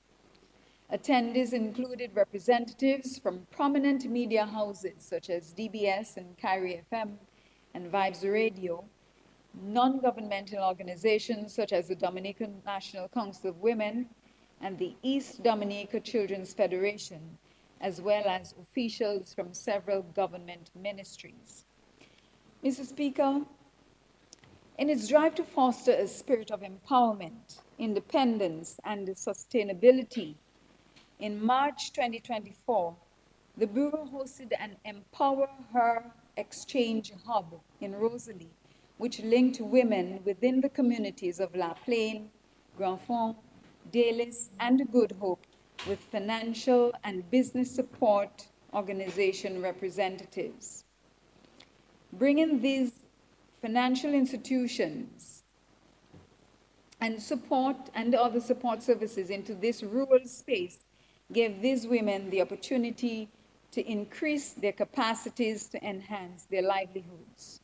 The Bureau of Gender Affairs will continue to provide the necessary support to small women-owned businesses through training and provision of equipment and tools. In the upcoming financial year, the Bureau will continue its routine activities, including raising awareness, celebrating observances like International Women's and Men's Day, and resource mobilization for key social protection and gender initiatives.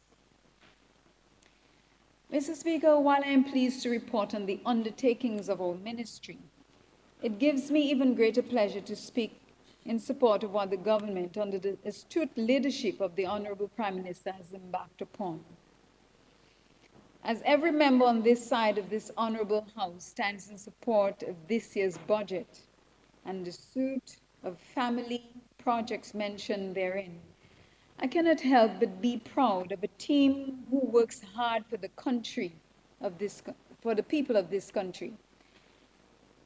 A team who stands in support of this pragmatic budget laced with clear and good intentions for all citizens, their lives and their livelihoods. Mr. Speaker, what I see in this budget as presented by the Honorable Minister of Finance are intentions to grow the economy, create jobs, build resilience, ensure food security, and certainly pursue a sustainable future.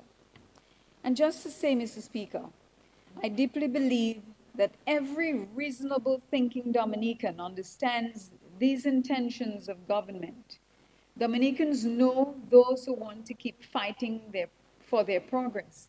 And Mr. Speaker, Dominicans also know those who are constantly trying to set us back. And this is why, Mr. Speaker, the Dominican electorate has repeatedly given to this Labour government the mandate to manage their affairs. 20 more And minutes. Mr. Speaker, pardon, sir? 20 more minutes. Yes, we need 10 more minutes. Mr. Speaker, I move that the Honorable Minister Williams be given an additional 10 minutes.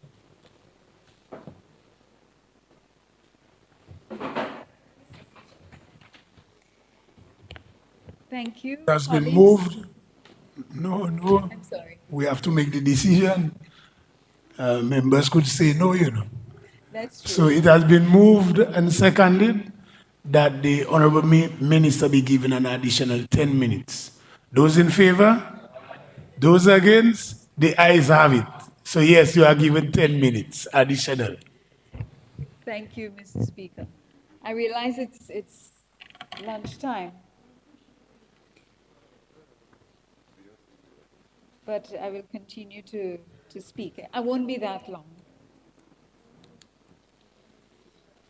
Mr. Speaker, the people of the La Plaine constituency, understanding the need for sound leadership and firm representation, will support the Dominica Labour Party and its aspirations for their development. Despite the many global or local challenges which assail us as a country, this government has done right by its people. The only ones who do not believe this are a few fragmented and misguided politicians who wish they were on the other side of this honorable house, but are not prepared to be.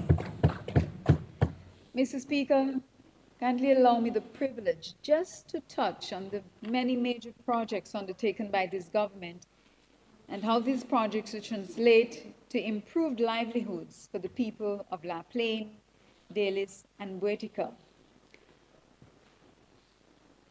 Mr. Speaker, I was so delighted to share with my 6-year-old nephew that by the time he turns 10 to 11 years old, Dominica will boast of an international airport.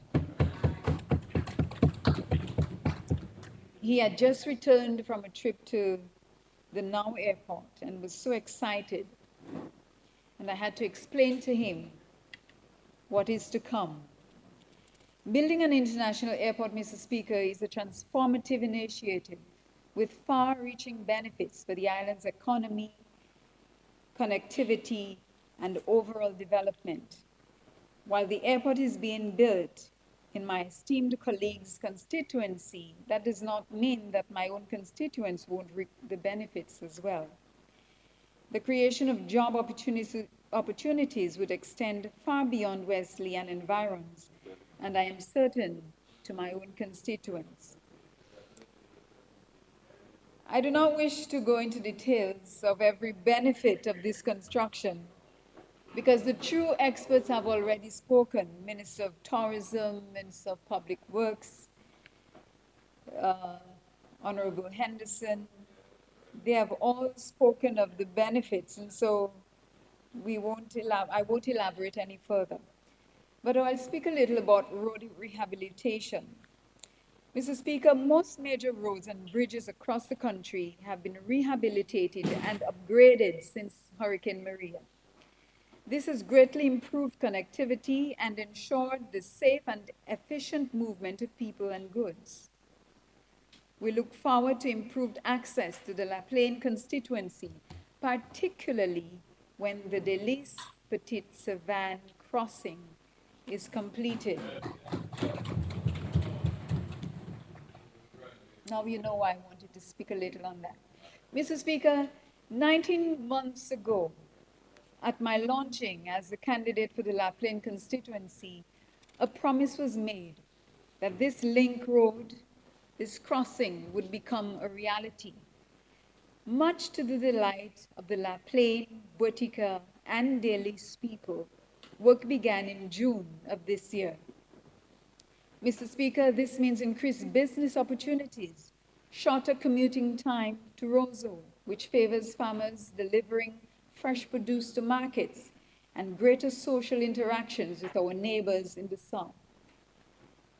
But, Mr. Speaker, a noteworthy benefit we must highlight from this undertaking is the increased access to our majestic Victoria Falls, the White River, Sari Sari Falls, and the Glassy Pool in my constituency. It is my firm belief that this intervention will greatly enhance community tourism, a key component of our constituency strategic plan. Mr. Speaker, let me thank the Honorable Prime Minister on behalf of my constituents and those of the Petite Savanne constituency for making this a reality. And I also have to thank my dear Honorable Defoe.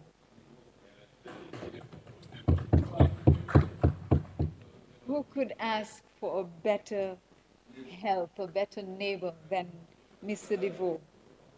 Now, Mr. Speaker, the naysayers and prophets of doom are searching for another project to latch on to in their quest to destabilize and divert the attention from positive action happening in the constituency. It is true that there has been a delay in the works due to some malfunctioning of the machinery, but we expect that by Monday, God willing, work will continue. Soon, I prefer to say soon. Mr. Speaker, I will not be deterred in the quest to develop my people. And they know it is foremost in my mind. It is a preoccupation that consumes me every day.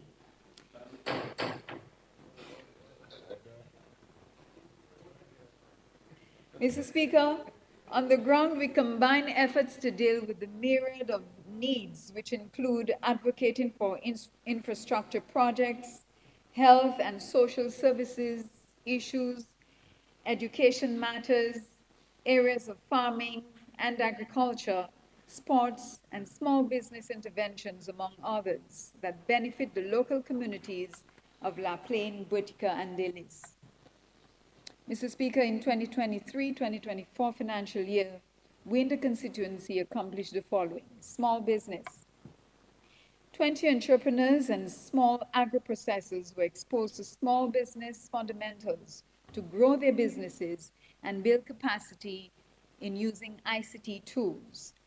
This year, we propose to train a further 20 young people in agro-processing, and already a small number has been earmarked to visit China in this regard. We are already preparing for new entrepreneurship training opportunities from last financial year. This will support local entrepreneurs and small business owners in expanding their businesses. Where possible, Mr. Speaker, we will pursue microfinancing options and grants for startups and small businesses. In agriculture, Mr. Speaker, the interest in agriculture among the youth of the constituency must be prioritized, and as such, we have initiated, with the support from the Ministry of Agriculture, the engagement of a number of young farmers in greenhouse technology. In the first quarter of the fiscal year, we will train 20 young people in greenhouse production. And after listening to the Honorable Minister of Agriculture, there are exciting times ahead. I must report, Mr. Speaker, that already 200 greenhouses have been made available for that purpose. This initiative will be supported by the Chinese Agricultural Mission at 1 Mile, Portsmouth, who will host a visit by these young people these young farmers. Mr. Speaker, the plan is to initiate programs in collaboration with the Ministry of Agriculture and its Extension Service to empower young farmers in other areas of training in new and innovative farming techniques. By investing in sustainable agriculture among these young people, Mr. Speaker, we aim to boost productivity, expand agricultural enterprises, and ensure food security. Together, we will establish a program to introduce 40 young people in modern farming techniques in greenhouse production. Yes. Also, Mr. Speaker, some of our young farmers and agro-processors will attend the upcoming Youth in Agriculture Symposium, thus increasing their exposure to advocacy, governance, and development in regional youth agriculture. Mr. Speaker, we will continue to train and build the capacity of all our farmers in best practices for improved productivity at the farm level.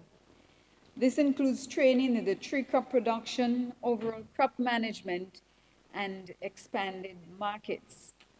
Mr. Speaker, over 200 farmers have benefited so far, and recently a number of farmers received over 2,000 tissue culture planting plants. Mr. Speaker, we will continue to pursue other possibilities such as agricultural entrepreneurship, especially agro-processing, with facilities to process local agricultural products, adding value and opening new markets.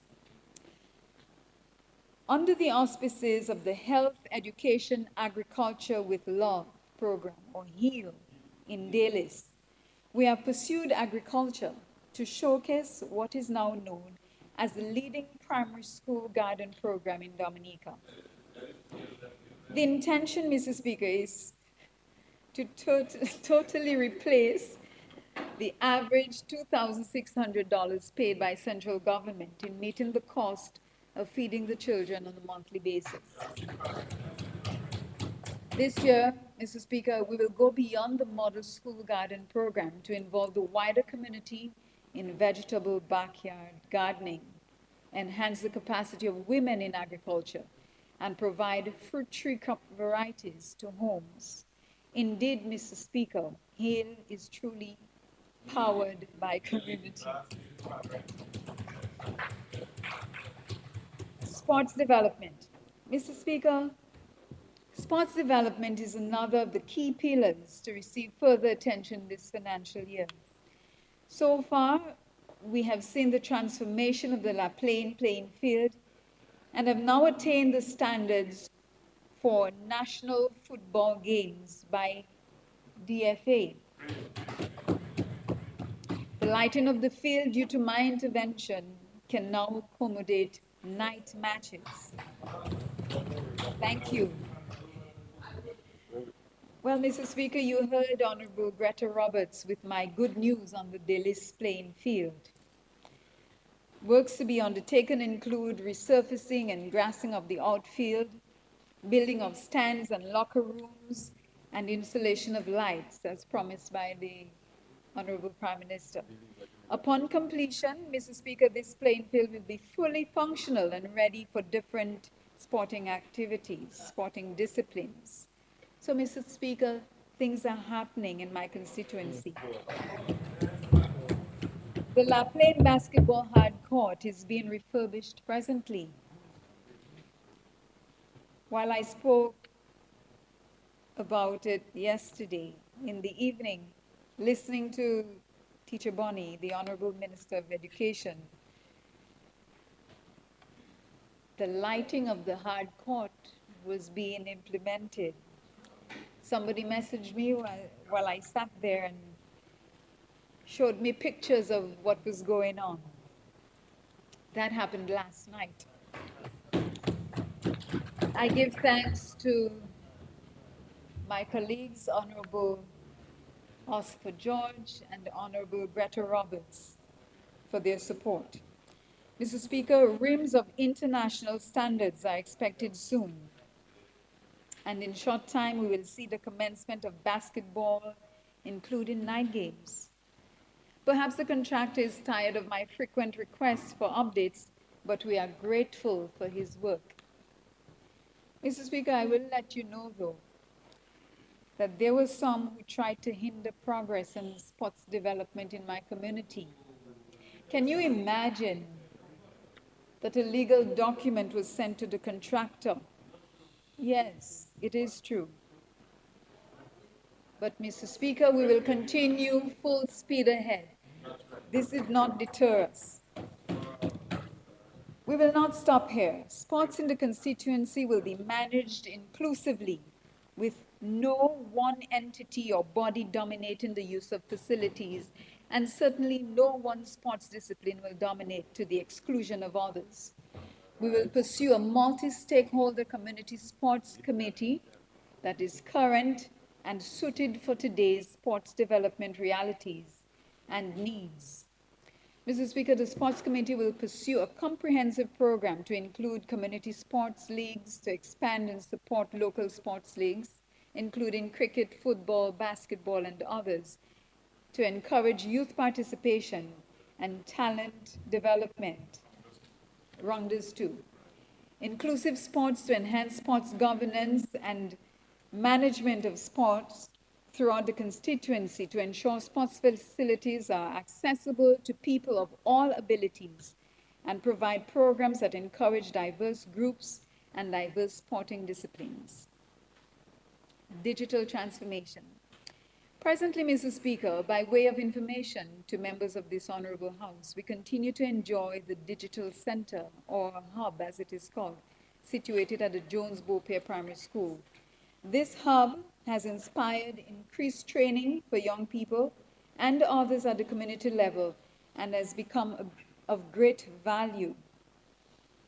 It has become also a great venue for meetings, especially where ICT presentation tools are required. Mr. Speaker, just to say as well that in Lapland there is a substantial free Wi-Fi coverage over a large portion of the community. And we look forward to this coverage being extended further to include areas of Boutica and Dalis. Health, wellness, and safe environment. Mr. Speaker, health, wellness, and safe environments is another key pillar for constituency development. In the past year, Mr. Speaker, we have taken a number of initiatives to include a children's health clinic in keeping with my pediatric specialty. This we expanded beyond the constituency to include neighboring villages. Mr. Speaker, home visits with Dominica's first native cardiologist, Dr. Andrew, were undertaken, and a number of homebound patients were checked. Imagine having a specialist, a cardiologist, go into the homes of the homebound and less fortunate and providing them with specialty services like echocardiography and EKGs and having these results interpreted right there with the cardiologist. We will continue in this financial year as common practice, since ensuring the health and well-being of the people is my priority. Resilient housing. Mr. Speaker, in this financial year, the housing needs of the most vulnerable families will not be ignored. I listened attentively as Minister of Housing spoke of what she intends to do, and I hope to tap into that valuable resource. Mr. Speaker, the installation of solar lights to ensure safer spaces for the people of the community, the people of my constituency, is also a priority. A number of these solar lights have already been procured to be installed in strategic locations throughout the communities. Tourism development. Mr. Speaker, the La Plaine constituency boasts a number of well-known sites, and you heard me mention it earlier: White River, Sari Sari. I might have to translate that, so I'll say White River. Oh, it's okay? All right, Livia Blanc then, and also Glassy Pool. We have already started exploratory work with the Hotel and Tourism Association to strategize in maximizing tourism benefits from these places.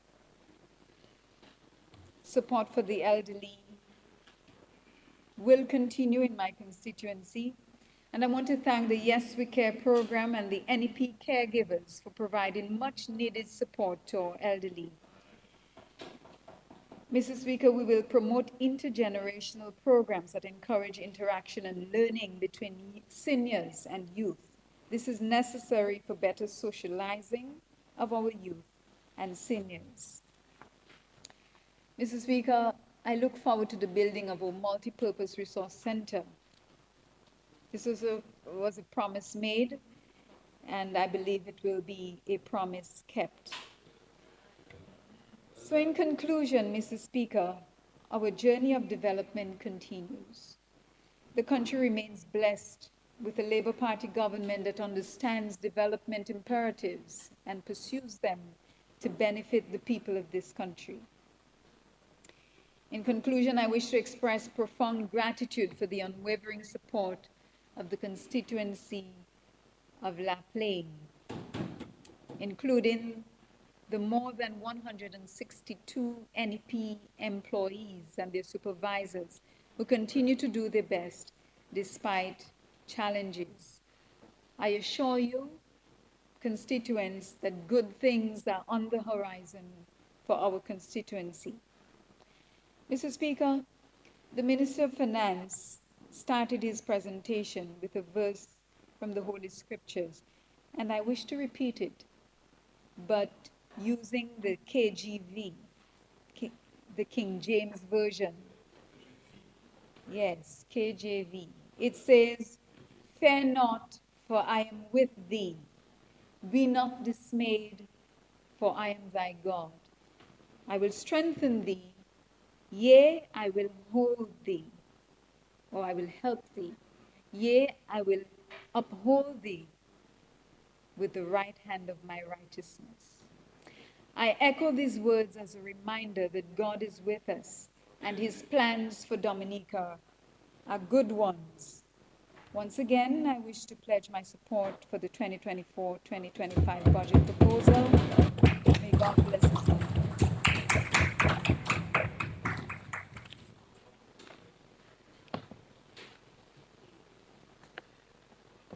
Mr. Speaker, I move that this honorable House be suspended until 3 p.m. this afternoon.